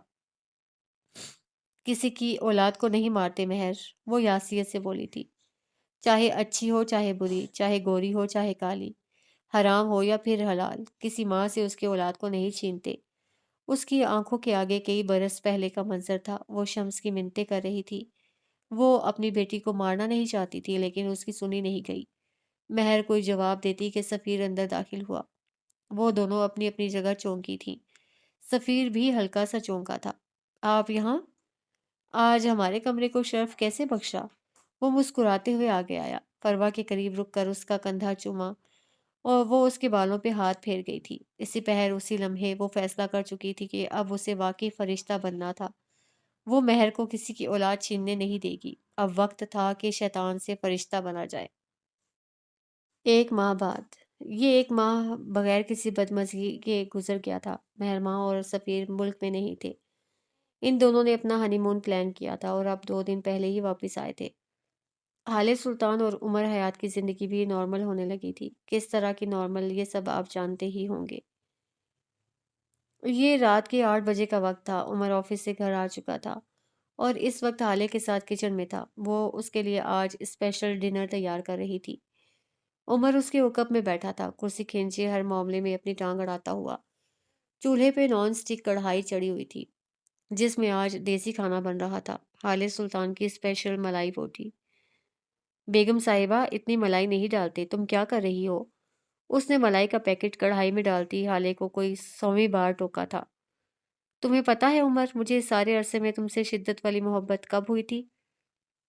وہ हंडिया में चम्मच चिल्लाते हुए पूछ रही थी। उमर इश्तियाक से आगे को हो बैठा। कब? जब डॉक्टर ने तुम्हारी जुबान बंद करवा दी थी। हाले ने सोच कर ही मजा लिया था। आह, सुकून के दिन थे वो भी। और यहाँ उमर का सारा मजा खराब हो गया था। मेरी जिंदगी के सबसे बुरे दिन थे। ये सोचो, जो इंसान अपनी आवाज सुनकर जीता मरता हो, उसकी आवाज ही बंद कर दो। ये कहाँ का इंसाफ हुआ? हाले ने घूम कर उसको देखा था। ढेर सारा इश्तियाल अंदर दबा रखा था। क्या करे वो इस आदमी का? कभी मजाल है जो तुमने मेरी तारीफ की हो उमर? करता तो हूँ, मुझे तुम्हारी आंखें बहुत पसंद हैं। वो अब उसे देखते हुए नरमी से कह रहा था। हाले के चेहरे पे चमक आई थी। अच्छा, ऐसा क्या है मेरी आंखों में? वो अब के इश्तियाक से बोली थी। ज्यादा कुछ नहीं, ये बस मेरी आंखों जैसी हैं, सेम सेम। वो बेनियाजी से कहता एक बार फिर हाले को तपा गया था। तुम ना उमर, तुम तुम मुझसे हरगिज बात मत किया करो, सख्त जहर लगते हो मुझे। वो गुस्से से कहती दोबारा अपनी हांडी की तरफ मुतवज्जे हो चुकी थी। खुले बाल उसे बेहद तंग किए हुए थे। अब की बार हांडी में चम्मच चलाते हुए उसके अंदाज में जारहियत थी। उमर खामोशी से अपनी जगह से उठ गया और उसके उकब में आकर ठहरा। हाले नहीं मुड़ी। वो इसी तरह जोर जोर से चम्मच चलाती रही। मैं तुम्हें क्या क्या बताऊं हाले, तुम गुस्से में भी अच्छी लगती हो। तुम प्यार से बात करते हुए भी अच्छी लगती हो। वो नरमी और आहिस्तगी से कहना शुरू हुआ तो हाले एकदम ठहर गई थी। तो मुझे हर वक्त हर लम्हा अच्छी ही लगती हो। सबसे ज्यादा अच्छी पता है कब लगती हो? वो उसके बाद समेटते हुए पूछ रहा था। हाले कुछ नहीं बोली। जब तुम पैसे बचाने की बात करती हो तब मुझे बेहद अच्छी लगती हो। वो उसके बालों को जूड़े में बांधता हुआ बोला था। हाले ने कराह कर आंखें बंद की थी। ये आदमी नहीं सुधर सकता। तुम सारी की सारी अच्छी हो, बस अगर जरा सी कफायत शारी सीख लो। हाले अब के पलटी थी। तुम मुझसे कितनी मोहब्बत करते हो? सारी दुनिया से ज्यादा। तुम मेरे लिए सबसे कीमती हो। वो संजीदगी से बोला था। पैसे से भी ज्यादा? हरगिज नहीं, पैसा मेरा पहला और आखिरी इश्क है। वो कतई लहजे में बोला था। हाले का दिल चाहा था उसका सर फाड़ दे। उमर भी अब हालात की कशीदगी नोट कर चुका था, सो फौरन पेंतरा बदल लिया। अच्छा छोड़ो सारी बातें, चलो तुम्हें किसी अच्छी जगह खाना खिला कर आता हूँ। हाले ने चंद पल उसको मशकूक नजरों से देखा, फिर हार मान ली। ओके, मैं चेंज करके आती हूँ। वो कहते हुए बाहर जाने लगी जब उमर ने उसका हाथ पकड़ लिया। मैंने कहा ना, तुम हर वक्त हर हाल में मुझे बस अच्छी ही लगती हो। वो बोलते हुए उस इसी तरह उसका हाथ पकड़े बाहर निकल गया। हाले अब उससे कुछ कह रही थी लेकिन आवाज वाजे नहीं थी। आवाजें मध्यम होती चली गईं। मिर्जा हाउस में इस वक्त काफी रौनक थी। वहीं मिर्जा ने अपने चंद दोस्त घर बुला रखे थे, जिनमें कोई वकील था तो बाकी उनके बिजनेस पार्टनर्स। आज वो यहाँ अहम ऐलान करने वाले थे। मिर्जा हाउस के लॉन में चंद टेबल्स लगे थे। बहरे खाना और ड्रिंक्स सर्व करते नजर आ रहे थे। इन्हीं टेबल्स पर एक पर शम्स सुल्तान और फरवा भी बैठे थे, चेहरे पे झूठी मुस्कुराहटें सजाए, फहीम के ऐलान के मुंतजिर। दफतन में फहीम अपने मेज के गिर्द लगी कुर्सी के बराबर उठ खड़ा हुआ। मुस्कुराते हुए हाजरीन को देखा। उसके साथ ही याकूत खड़ा था, मुरझाया हुआ लागिर सा। मैं फहीम मिर्जा, मैंने अपनी जिंदगी में हर तरह के हालात देखे। वो बोलने लगा तो वो सब ठहर कर उसे सुनने लगे। मैंने भूख देखी, मैंने गुर्बत देखी, उसके बाद अच्छा वक्त देखा, अयाशियां देखी। मुझे इस दुनिया में सब मिला। वो फख्र से कह रहा था। इज्जत, दौलत, मोहब्बत, खुशी, ताकत, सारी दुनिया की सारी नेमतें मिली। लेकिन एक चीज जो मुझे इन सब पे भारी है, जो मेरी आंखों की ठंडक, मेरे दिल का चैन है, जिसे मैं 1,000 कत्ल भी माफ कर सकता हूँ, वो मेरा बेटा है। लोगों की आंखों में रश्क दर आया था। सब गर्दनें उठा उठाकर फहीम के साथ खड़े याकूत को देखने लगे। मेरा बेटा मेरी जिंदगी में आने वाली सबसे बड़ी खुशी है, सबसे बड़ी दौलत और सबसे बड़ी मोहब्बत। जब याकूत पैदा हुआ था तब डॉक्टर ने मेरी अहलिया से और मुझसे कहा था कि अब हम दोबारा माँ बाप नहीं बन सकते। वो एक पल को रुका था, फिर अपना बाजू याकूत के कंधे पे रखा और कहता रहा। मुझे एक पल को लगा जैसे बहुत बुरा हुआ है मेरे साथ, लेकिन फिर अगले ही पल जब मैंने याकूत को देखा तब मैंने डॉक्टर से कहा था कि इस बच्चे के बाद मुझे किसी और की जरूरत भी नहीं। वो गर्दन उठाकर तफाखुर से कह रहा था। उसके अंदाज से गुरूर की बू आती थी। वो छोटा सा बच्चा आज बहुत बड़ा हो गया है। वो मेरे कंधे को आने लगा है। और आज मैंने उसकी सालगिरह के मौके पर अपना सारा बैंक बैलेंस, अपनी सारी जायदाद, اپنی زندگی کی ساری جمع پونجی اپنے بیٹے کے نام کر دی ہے۔ یکدم تالیاں پیٹی گئیں، سراہا گیا، مبارکباد دی گئی، لوگ اش اش کر اٹھے۔ یاقوت کسی روبوٹ کی مانند کھڑا تھا۔ فہیم اب بھی کہہ رہا تھا، میرا بیٹا اب سے سارے معاملات دیکھے گا، میرا بیٹا اب سے میری امپائر کا مالک ہوگا، بلکہ میرا بیٹا ہی کچھ عرصہ بعد ہونے والی نیلامی میں اب ہیون پروجیکٹ خریدے گا، کیونکہ اس کے دل میں رحم ہے۔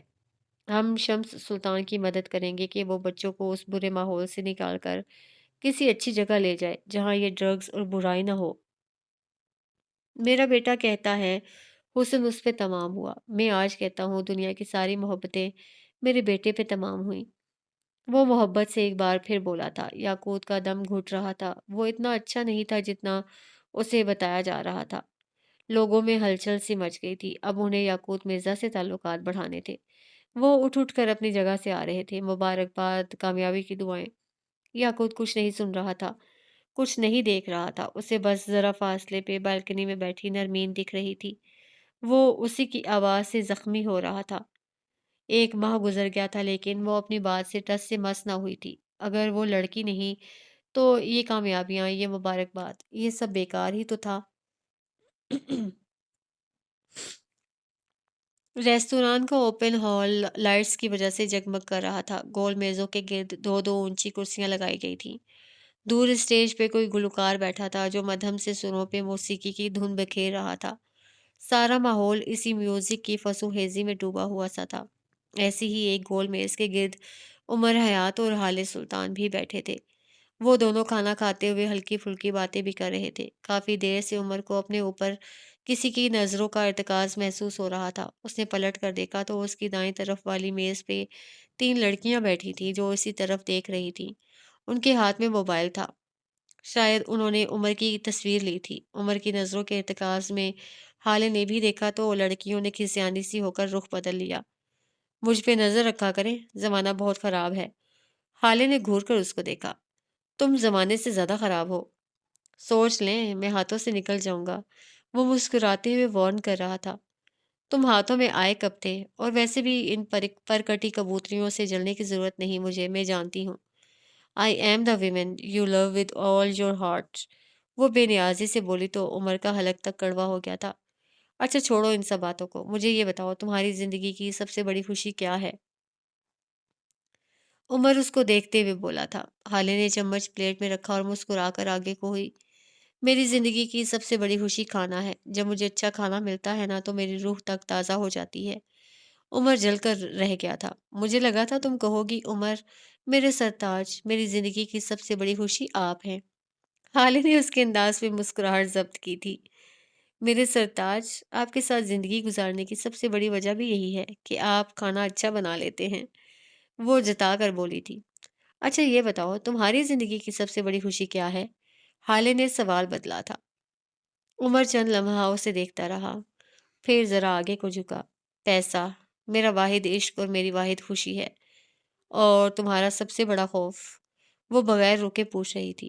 تمہیں کھو دینا، میں تمہیں کھونے سے ڈرتا ہوں، وہ بغیر جھجکے بولا تھا۔ اچھا تمہاری زندگی کا سب سے برا لمحہ کون سا ہے جس پہ آج بھی غصہ آتا ہو؟ عمر کے تاثرات اب بدلے تھے، وہ تھوڑا سا ہرٹ لگتا تھا۔ میری زندگی کا سب سے برا لمحہ وہ ہے جب تم نے شاہتاج کے گھر کے باہر ہارون کا ہاتھ پکڑ کر کہا تھا کہ عمر حیات نے تمہیں بند کر دیا ہے۔ حالے کا رنگ تاریک پڑا تھا۔ عمر صورت سے بات بدل گیا۔ تمہاری زندگی کا سب سے بڑا خوف کیا ہے حالے حیات؟ حالے اس کی بات پہ تھم سی گئی تھی، گلے میں بہت کچھ اٹکا تھا۔ بابا کی موت کی خبر، دادا کا مفلوج ہونا، ہارون کا ایکسیڈنٹ، سب اس کے ذہن میں بجلی کے کوندے کی مانند آیا تھا۔ ہسپتال، میری زندگی کا سب سے بڑا خوف ہسپتال ہے، وہ خوف سی کیفیت میں بولی تھی۔ مجھے سب سے برا لمحہ وہ لگتا ہے جب ہم ہسپتال کے بینچ پہ بیٹھ کر اندر سے آنے والی اطلاع کا انتظار کرتے ہیں۔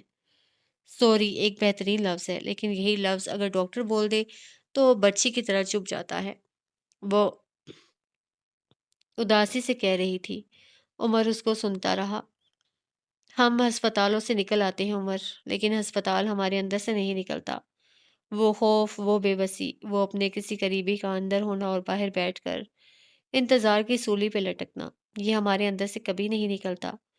ہسپتال اور بیماریاں انسان کو خوفزدہ کر دیتی ہیں۔ میرا سب سے بڑا خوف یہی ہے کہ ایک دن میں کسی ہسپتال کے بینچ پہ بیٹھی ہوں گی اور اندر میرا کوئی قریبی ہوگا، پھر ڈاکٹر آ کر کہہ دے گا آئی ایم سوری۔ عمر نے اس کے ہاتھ کے اوپر اپنا ہاتھ رکھا۔ حالے خاموش ہو گئی۔ کچھ پل اسی طرح آکورڈ سی خاموشی میں ڈوبے رہے۔ پھر عمر نے اپنے کوٹ کی جیب سے ایک مخملی ڈبیا نکالی۔ اب کے حالے کے چہرے پہ چمک در آئی۔ عمر نے ڈبی کھولی تو اس میں سے جگمگ کرتی ہیرے کی انگوٹھی تھی۔ اللہ اللہ عمر، تمہیں یاد تھا کہ تم نے مجھے انگوٹھی نہیں دی؟ وہ اپنا ہاتھ عمر کے ہاتھ میں دیتی ہوئی جوش سے کہہ رہی تھی۔ عمر مسکراتا رہا۔ ظاہر ہے بیگم، یاد تو رہے گا نا، جب آپ میری گاڑی کی چابی پہ قبضہ مافیا بن جائیں گی تو مجھ غریب کو یاد تو رہے گا۔ حالے نے اس کی بات پہ غور نہیں کیا۔ وہ اپنا ہاتھ اونچا کر کے دیکھ رہی تھی، ہر طرح سے، ہر زاویے سے۔ اچھی لگ رہی ہے نا؟ اس نے اپنا ہاتھ عمر کے آگے کیا۔ 15 لاکھ خرچ ہوئے ہیں، اچھی تو لگے گی۔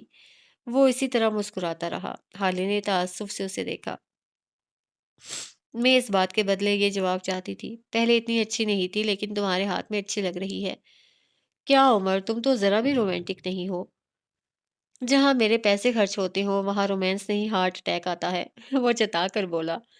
ابھی حالے کچھ کہتی جب اس کی نظر سامنے سے آتی ایک خوش شکل عورت پہ پڑی تھی۔ وہ اپنی ساتھی عورت سے بات کرتی ہوئی اسی طرف آ رہی تھی۔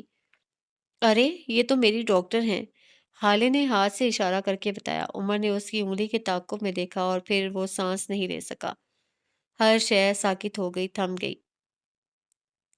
یاقوت مرزا کے کمرے میں مدھم بتیاں چل رہی تھیں۔ نرمین اپنے بیڈ کے قریب جائے نماز بچھائے بیٹھی تھی۔ اسے تیز روشنیوں کی عادت نہیں رہی تھی۔ وہ نماز بھی اسی طرح پڑھتی تھی، ہلکی مدھم روشنی، بس سجدہ کرنے کی جگہ پہ روشنی ہونی چاہیے۔ باہر سے آتا شور و گل تھم گیا تھا، شاید لوگ اپنے گھروں کو جا چکے تھے۔ دفتن اس کے کمرے کا دروازہ کھلا اور کوئی اندر داخل ہوا۔ یہ وہی تھا، اس کا شوہر اور ماضی کا مجرم بھی۔ کیا ضروری ہے اگر مرد شوہر بن جائے تو اسے لازمی معاف بھی کر دو؟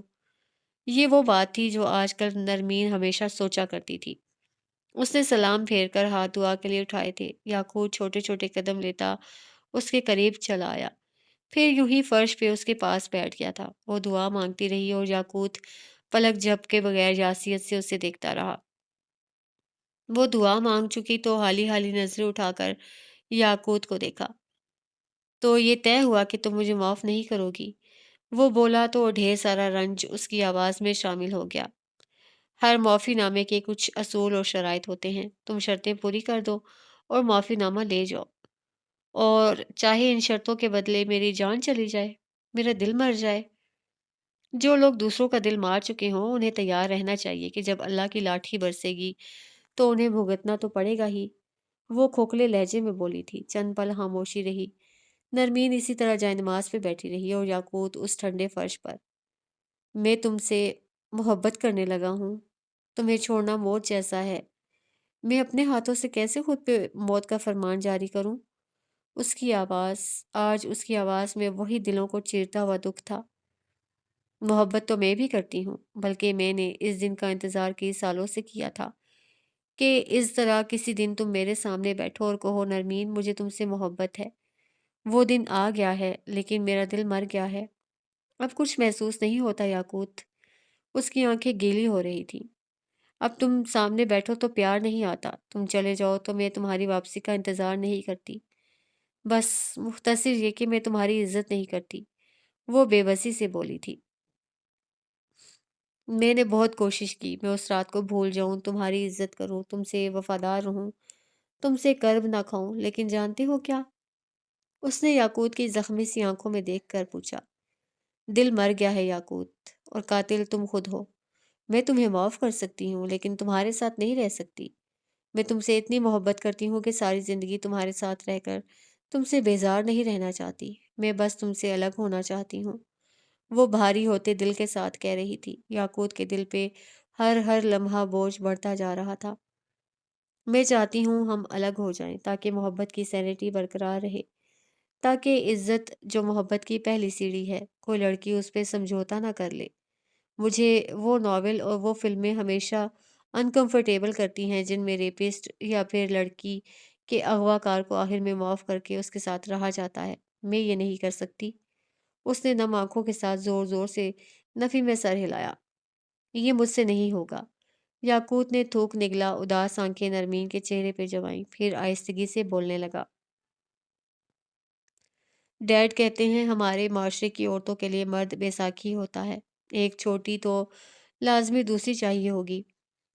عورت ہمیشہ اس مرد کے ساتھ رہتی ہے جو اس کے لیے مضبوط اور پائیدار بیساکھی بنے۔ کیا میں کبھی تمہیں مضبوط اور پائیدار نہیں لگا؟ کیا تم میرے بعد کی بیساکھیوں کے ساتھ رہ لوگی؟ نرمین نے مسکرا کر اسے دیکھا تھا، تلخ مغرور مسکراہٹ۔ تم صحیح کہتے ہو، کچھ عورتوں کے لیے واقعی مرد بیساکھی ہوتے ہیں، ان کے بغیر گر جاتی ہیں، گرا دی جاتی ہیں، لیکن ان کو سوچنا چاہیے کہ گرنا برا نہیں ہوتا، گر کر نہ اٹھ پانا برا ہوتا ہے۔ وہ خود کو اٹھا نہیں پاتی اور پھر بیساکھی چن لیتی ہیں۔ وہ سانس لینے کو رکی۔ یاقوت یکٹک اسے دیکھے گیا۔ پھر کچھ ہوتی ہیں میرے جیسی جن کو لنگڑا کر چلنا قبول ہوتا ہے، لیکن بیساکھی بنا مرد نہیں۔ مجھے ٹوٹی ٹانگ منظور ہے، لیکن کسی کا دیا ہوا سہارا نہیں۔ میں گر کر مٹی میں خاک آلود ہو سکتی ہوں، لیکن کسی کی طرز خیرات میں ملی چادر نہیں لوں گی۔ وہ اٹھی ہوئی گردن کے ساتھ کہہ رہی تھی۔ میرے جیسی لڑکیوں کے لیے مرد بیساکھی نہیں، بازو ہوتے ہیں، تحفظ اور مان ہوتے ہیں۔ ہم 2021 کی لڑکیاں ہیں، ہمیں سہارا دو گے تو ہاتھ جھٹک دیں گے، لیکن اگر اسی ہاتھ سے ہمارا ہاتھ تھام کر چلو گے تو قبول کر لیے جاؤ گے۔ تم ابھی تک بیساکھی ہو یاقوت، بازو بننے میں وقت لگے گا تمہیں۔ وہ بول کر اٹھ گئی تھی، جائے نماز لپیٹ کر اب بیڈ کی سائڈ دراز میں رکھ رہی تھی۔ یاقوت کو واقعی لگا تھا اب بازو بننے میں وقت لگے گا۔ ریستوران کے اوپن ایریا میں عمر حیات شل سا حالے کو دیکھ رہا تھا۔ اسی وقت ڈاکٹر زبیش ان کے قریب سے گزر کر آگے جانے لگی تھی جب حالے کی آواز پہ وہ رک گئی۔ یہ تمہاری ڈاکٹر کیسے ہو سکتی ہے؟ عمر کی آواز میں کچھ تھا کہ ٹھٹکا جائے، جبکہ حالے اب اٹھ کھڑی ہوئی تھی۔ وہ فک ہوتے چہرے والی ڈاکٹر زبیش سے کچھ کہہ رہی تھی، شاید عمر کا تعارف، شاید کوئی رسمی باتیں، جبکہ زبیش سن چکی تھی جیسے کوئی چوری پکڑی گئی ہو۔ حالے سلطان، میں پوچھ رہا ہوں یہ تمہاری ڈاکٹر کیسے ہو سکتی ہے؟ عمر ہلکی مگر سخت آواز میں پوچھ رہا تھا۔ حالے کو واضح طور پہ برا لگا تھا۔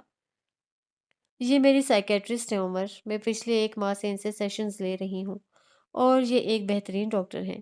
وہ کچھ جتا کر بولی تھی۔ زبیش وہاں سے جانا چاہتی تھی، لیکن عمر نے برق رفتاری سے اٹھ کر اس کا راستہ روکا تھا۔ اس کی آنکھوں میں ایسی سختی تھی کہ المان۔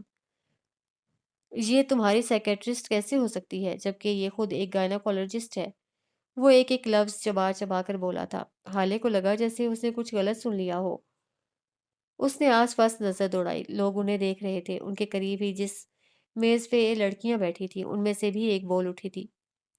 آپ کے ہسبینڈ صحیح کہہ رہے ہیں، ڈاکٹر زبیش تو گائنی ہیں، انہوں نے ہی تو میری ڈلیوری کروائی تھی۔ حالے نے آہستگی سے گردن موڑ کر ڈاکٹر زبیش کو دیکھا تھا اور اگلے ہی لمحے وہ تیز تیز قدم اٹھاتی وہاں سے بھاگ رہی تھی۔ عمر نے اس عورت کو نہیں روکا، اسے فی الحال اپنی عورت کا سچ چاہیے تھا۔ وہ جو سن ہوئی اس کے سامنے کھڑی تھی، وہ جس کے پاس کوئی جواب نہیں تھا۔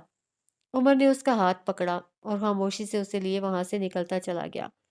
پیچھے ویٹر بل کے لیے چیخ رہا تھا، جسے اسی میز والی لڑکی نے دھیرج رکھنے کو کہا تھا۔ ان کی طرف سے میں پے کر دوں گی، وہ نرمی سے بولی تھی۔ عمر اس کا ہاتھ پکڑ کر گاڑی تک لایا تھا۔ اس کے لمس میں سختی نہیں تھی تو نرمی بھی نہیں تھی، وہ بس شدید غصے میں لگتا تھا۔ حالے نے اس کو پہلے کبھی اتنے غصے میں نہیں دیکھا تھا۔ وہ لب بھینچے ہوئے گاڑی ڈرائیو کر رہا تھا۔ وہ حالے سے کچھ نہیں کہہ رہا تھا، اور کہتا بھی تو شاید حالے سن نہ پاتی۔ وہ شل تھی، شاکڈ تھی، ہر چیز سلو موشن میں ہوتی نظر آ رہی تھی۔ وہ ریستوران سے نکل آئے تھے، وہ گاڑی میں بیٹھے تھے، وہ گھر آ گئے تھے۔ عمر اس کے موبائل پہ اس کی اور مہر ماں کی چیٹ کھولے ہوئے تھا۔ حالے اس سے یہ بھی نہ کہہ سکی کہ یہ مینرز کے خلاف ہے، لیکن وہ سیدھا مہر کی چیٹ کیوں کھول رہا تھا؟ وہ اتنی سن تھی کہ یہ بھی نہ پوچھ سکی۔ وہ اپنے مشترکہ کمرے میں آ گئے تھے۔ حالے اسی طرح ساکت سی بیڈ پہ بیٹھی تھی۔ عمر قدرے جھکا ہوا تھا، اس کے کندھوں پہ ہاتھ رکھ کے اسے کچھ پوچھ رہا تھا۔ حالے کو آواز نہیں آ رہی تھی، اسے کچھ سنائی نہیں دے رہا تھا۔ حالے، میں پوچھ رہا ہوں، کیا کیا کہا ہے اس ڈاکٹر نے تم سے؟ کتنی دوائیاں دی ہیں؟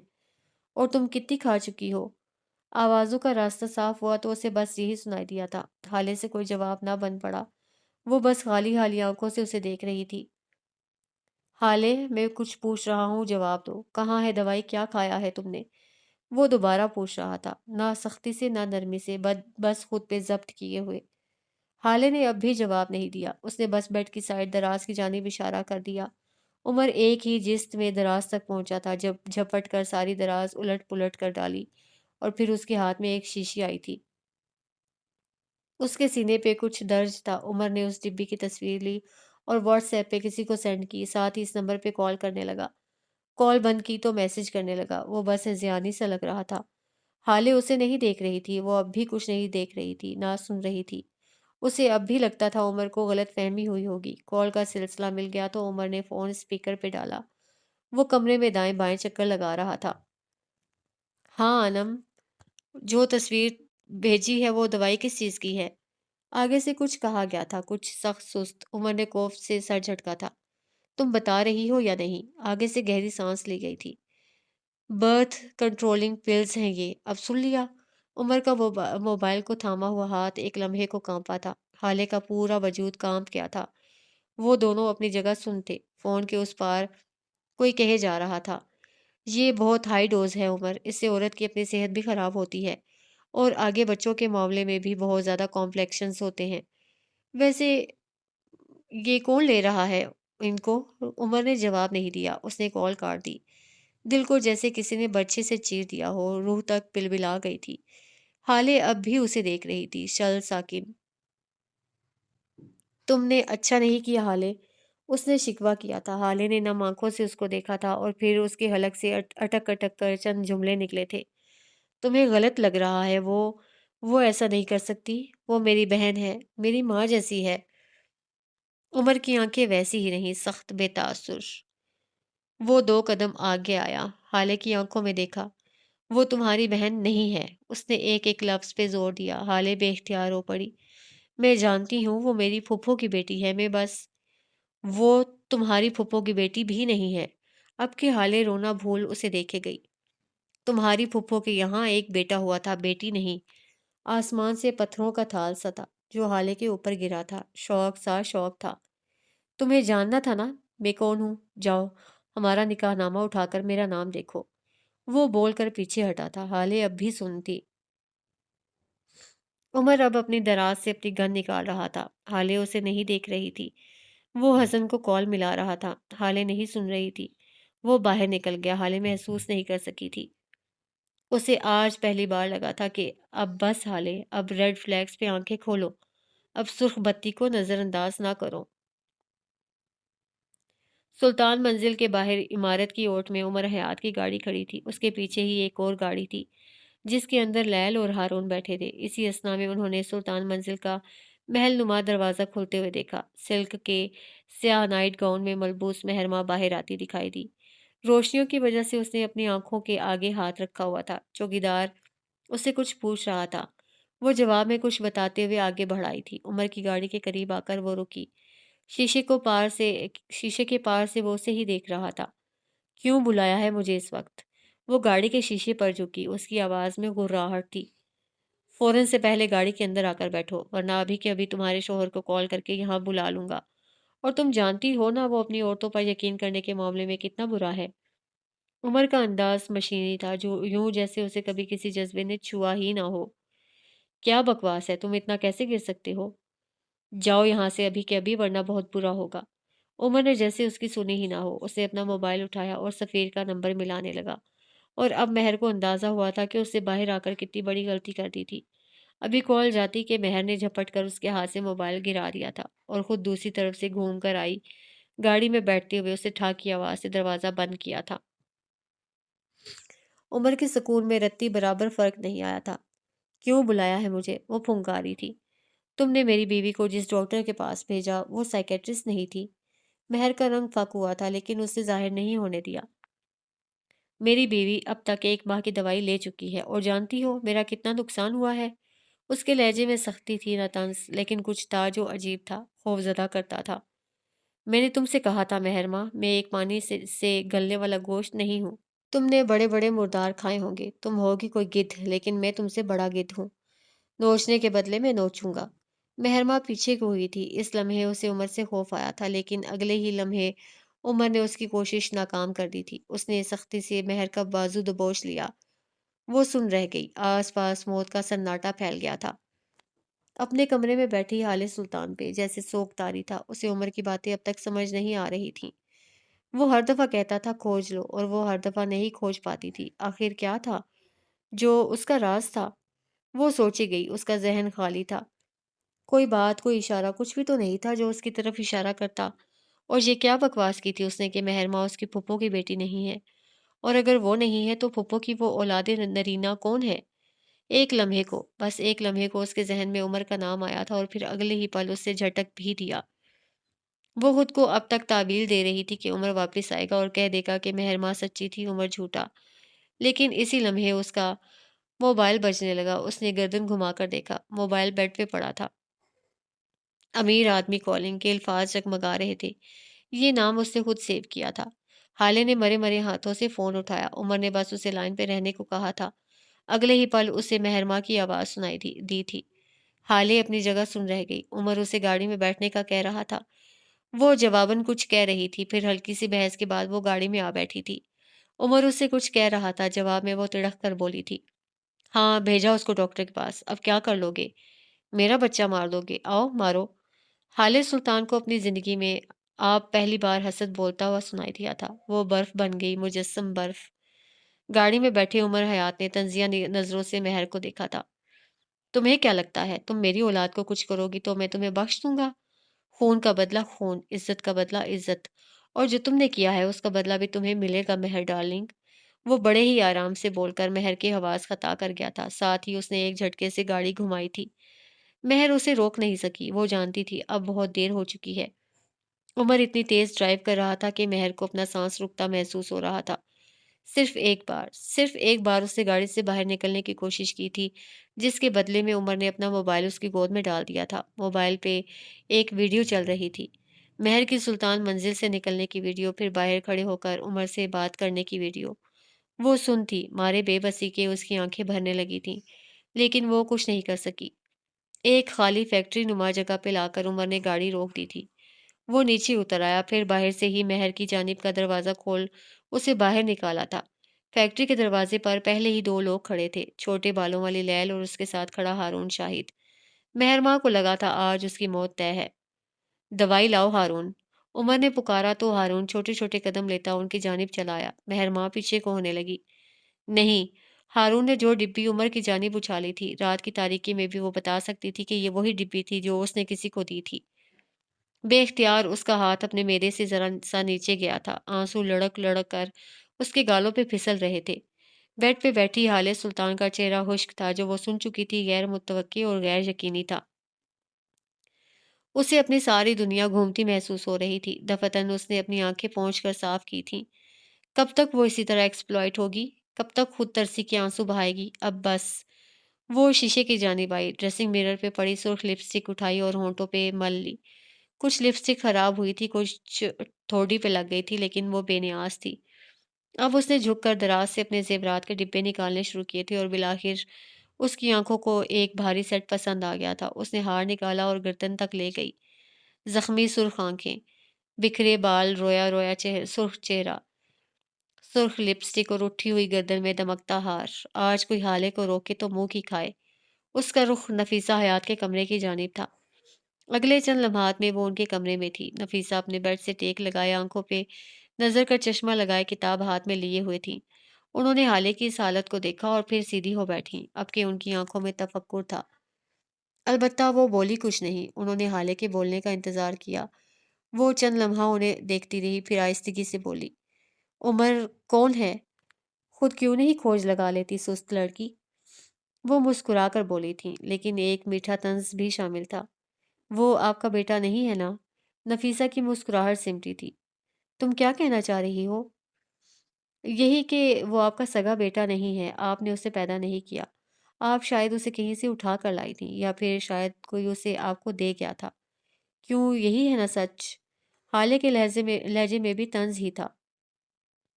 तुम ऐसा कैसे कह सकती हो? हाले 2 कदम आगे आई। इसलिए क्योंकि आपने मुझे बताया कि जब औलाद नहीं होती, तो लोग कैसे-कैसे जुमले कसते हैं। जब आप हर उम्मीद खो देते हैं, तब क्या होता है? लेकिन आपने कभी मुझे ये नहीं बताया कि एक मुआवज़ा होता है और अल्लाह आपको औलाद से नवाज़ देता है। आपने ये नहीं बताया क्योंकि आपके यहाँ ये मुआवज़ा हुआ ही नहीं। आपने उमर की परवरिश की सारी बातें बता दी, लेकिन कभी उसकी पैदाइश के वक़्त वक़्त की तकालीफ का ज़िक्र नहीं किया, क्योंकि आपने उसे पैदा किया ही नहीं। ये सच है ना आंटी? वो आखिर में गीली आवाज़ के साथ बोली थी। दूर कहीं शिद्दत से उसका दिल चाहता था ये झूठ हो, लेकिन नफीसा ने इस बात में सर हिला दिया। हाले की आंखों से गरम-गरम आंसू बहने लगे। रात के अंधेरे में फैक्ट्री के बाहर खड़े इन 4 लोगों के दरमियान वापस आओ तो उमर ने दवाई की डिब्बी महर के हाथ में दे रखी थी। इसे खाओ महरमा, ये इतना ही डोज़ है जितना तुमने मेरी बीवी को दिया था। उसके लहजे में सख्ती थी, कहीं दूर तक कोई रियायत नहीं थी। उमर प्लीज़ देखो, हम बात कर लेते हैं। मैं समझाती हूँ, आई कैन एक्सप्लेन। महरमा रोते हुए आगे बढ़ने लगी थी। मैं 10 तक गिनूंगा महरमा। उमर ने सख्ती से उसे झिड़का था। अगर इन 10 मिनट के अंदर अंदर तुमने ये दवाई नहीं खाई तो मैं अभी और इसी वक्त सफ़ीर को फ़ोन करूंगा और उसे हमारी तस्वीर भेजूंगा जैसे तुमने भेजी। महरमा ऊंची आवाज़ में रोने लगी थी। उमर कहे क्या? मैं उसे वीडियोस भेजूंगा जैसे तुमने भेजी। इस वक्त मैं गिद्ध हूँ, मैं नोच भी सकता हूँ और चीर भी सकता हूँ। फैसला तुम्हारे पास है। 1। उमर प्लीज़ मेरी बात सुनो। 2। तुम जो कहोगे कहोगे मैं करूँगी। 3। मैं माफ़ी माँगती हूँ, मुझे माफ़ कर दो। 4। मैं हाले से भी माफ़ी माँग लूँगी, वो ऊँचा-ऊँचा रो रही थी। 5। मेरा बच्चा मर जाएगा उमर, वो बेबसी से चीख पड़ी थी। उमर ने गोया कान लपेट लिए हों। 6। उमर प्लीज़, उमर मुझसे गलती हो गई, प्लीज़ मुझे माफ़ कर दो, मेरा बच्चा मर जाएगा। 7। मैं अंधी हो गई थी, मुझे कुछ पता नहीं चल सका, आई एम सॉरी। उसका गला बैठने लगा था। 8। अब की उमर ने बोलते हुए मोबाइल अपने सामने किया था। 9। वो कॉल मिला रहा था। महरमा घुटनों के बल नीचे बैठ गई थी, आंखें बुरी तरह बरस रही थीं। मिन्नत करते लब खामोश हो गए थे। 10। उसने डिब्बी खोल ली थी, उसकी आंखें साकित हो गई थीं। वो बस डिब्बी में मौजूद सफ़ेद चूरे नुमा पाउडर निकालकर हथेली पे रख गई। गोलियों का चूरा और उसके बच्चे की मौत। वो किसी जुनूनी की तरह सारे का सारा सफ़ेद चूरा खाते चली गई, किसी बरसों के भूखे की तरह। आज उसे अंदाज़ा हुआ था कानों के कच्चे मर्द से शादी करना क्या होता है। अगर यहाँ उसकी जगह हाले सुल्तान होती तो उसे कम से कम ये खौफ ना होता कि उसका मर्द किसी की बातों में आकर उसे छोड़ देगा।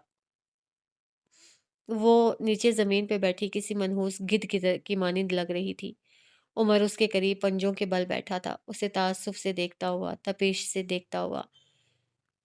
कमरे में मौजूद अलमारियों से एक-एक चीज़ बाहर निकाली गई थी। फर्श पे कागज़ात बिखरे पड़े थे, कपड़े, ज्वेलरी और न जाने क्या-क्या। अगर वो ऑर्गेनाइज़्ड आदमी अपने कमरे की ये हालत देख लेता, यकीनन बेहोश हो जाता। हाले सुल्तान अलमारी में सर दिए बैठी थी, एक-एक कागज़ बाहर निकालती। उसकी आंखें खुश्क थीं, चेहरा खाली।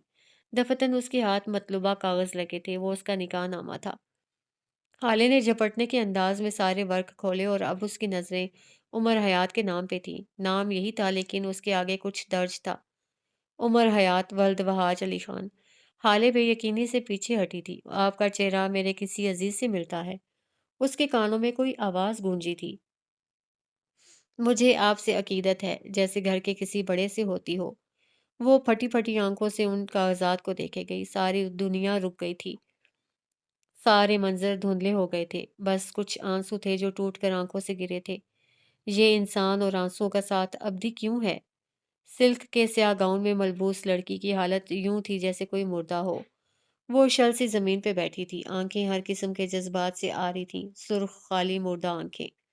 उसकी ठोड़ी और लबों पे वही सफेद पाउडर लगा था। वो अपनी सारी जिंदगी हारे बैठी थी। उमर अब उसके करीब से उठा था। मैं वहाज खान नहीं हूँ जिसके बच्चे उसे दूर कर दोगे। वो हल्की आवाज में बोला था, जताती हुई आवाज।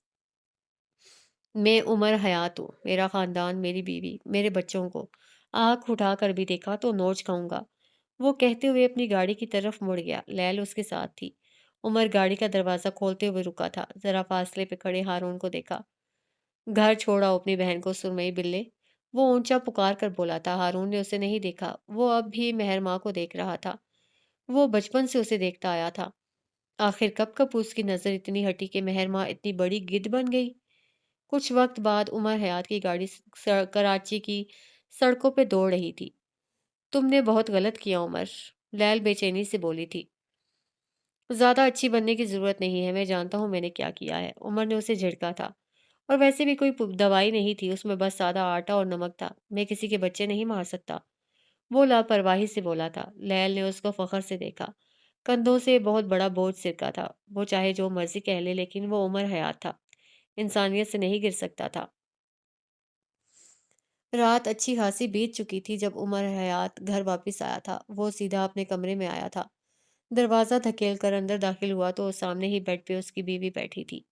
عمر نے ایک نظر اس کی پیٹھ کو دیکھا، پھر گہری سانس بھرتا آگے آیا۔ کمرے کی بکھری حالت دیکھ اسے اندازہ ہو چکا تھا کہ اس کے پیچھے یہاں کیا کچھ ہوا ہوگا۔ اس کی آواز سن حالے نے گردن موڑ کر اس کو دیکھا تھا۔ عمر بھی رک گیا۔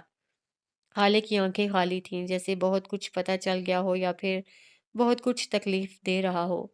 عمر آگے بڑھایا اور چھوٹے چھوٹے قدم لیتا وہ اس کے قریب چلا آیا اور اس کے قریب بیڈ پر آ کر بیٹھا۔ حالے اب بھی اسے دیکھ رہی تھی، بے یقینی سے، نئی نئی نظروں سے۔ تم کون ہو عمر؟ اس کی آواز خالی تھی، ہر جذبے سے خالی۔ یہ سوال اس نے کئی مرتبہ پوچھا تھا، لیکن تب یہ سوال تھا۔ آج یہ سوال نہیں تھا، بس وضاحت تھی جو طلب شدہ تھی۔ عمر نے دھیرے سے اس کا ہاتھ اپنے ہاتھ میں لیا، پھر اگلے چند لمحات میں وہ اسے سب بتا چکا تھا۔ اس کا معراج سے ملنے سے لے کر آج تک کی ساری داستان، بغیر رکے بغیر اٹکے، وہ سب بتا گیا تھا۔ ہر لفظ کے ساتھ حالے کا دل ڈوب کر ابھرتا تھا۔ وہ ساکت ہوئی، سب سن رہی تھی۔ جس لڑکی کو آج تک اپنا خاندان اپنا سب سے قریبی انسان سمجھا تھا، وہ تو کوئی اور تھی۔ تم نے مجھ سے اپنی حقیقت کیوں چھپائی؟ اسے کسی بات کی فکر نہیں، فرق نہیں پڑتا تھا۔ میں نے نہیں چھپائی، تم نے کبھی ڈھونڈنے کی کوشش ہی نہیں کی حالے۔ سچ یہ نہیں ہے عمر۔ وہ اٹھ کھڑی ہوئی، اس کی آنکھیں اب کے مختلف تھیں، کچھ انجان سی، کچھ مختلف سی۔ سچ یہ ہے کہ تم نے مجھ سے جھوٹ بولا، سچ یہ ہے کہ تم اس گھٹیا آدمی کے بیٹے ہو۔ میرے باپ کے بارے میں تمیز سے بات کرو۔ عمر درستی سے ٹوکتے ہوئے اٹھا تھا۔ کیوں تمیز سے بات کروں؟ ہاں کیوں؟ تم جھوٹ بولو، تم دھوکہ دو، سب جسٹیفائیڈ۔ اگر میں اس گھٹیا آدمی، اس وائف بیٹر کے بارے میں کچھ کہوں تو تمہیں برا لگ رہا ہے؟ وہ بری طرح چلا رہی تھی۔ عمر کا چہرہ غصے سے سرخ ہوا، کان کی لویں تک تپ گئی تھیں۔ میں کہہ رہا ہوں تمیز سے بات کرو حالے۔ عمر اب کے تحمل سے بولا تھا، بلکہ بولا کیا تھا، دھیما دھیما گھررایا تھا۔ میں نفرت کرتی ہوں اس آدمی سے، اس کے ذکر سے، اور تم اسی وحاج کے بیٹے ہو۔ ہاں میں وحاج کا بیٹا ہوں، جس طرح تم معراج کی بیٹی ہو۔ عمر چبا چبا کر بولا۔ معراج سلطان کو ہو، وہ پوری قوت سے چلائی تھی۔ وحاج علی خان کو ہو، وہ اس سے زیادہ بلند آواز میں چلایا تھا۔ اسی لمحے حالے نے اپنا ہاتھ اونچا کیا تھا، لیکن ابھی وہ عمر کے چہرے کو چھو پاتا، عمر اسے پکڑ چکا تھا۔ تھپڑ رومانٹیسائز کروں گا حالے سلطان، وہ جتاتے ہوئے بولا تھا۔ ایک لمحے کو حالے ٹھہر گئی، عمر بھی ٹھہر گیا تھا۔ وہ شرمندہ تھی، ڈھیروں شرمندہ۔ یہ کیا کر رہی تھی میں؟ وہ خوفزدہ آنکھوں سے عمر کو دیکھے گئی۔ اس نے آرام سے حالے کی کلائی چھوڑ دی تھی۔ حالے کو اندازہ تو اسی لمحے ہو گیا تھا کہ وہ غلط کر چکی ہے، لیکن اب کوئی فائدہ نہیں تھا۔ عمر بڑے بڑے ڈگ بھرتا کمرے سے باہر نکل گیا۔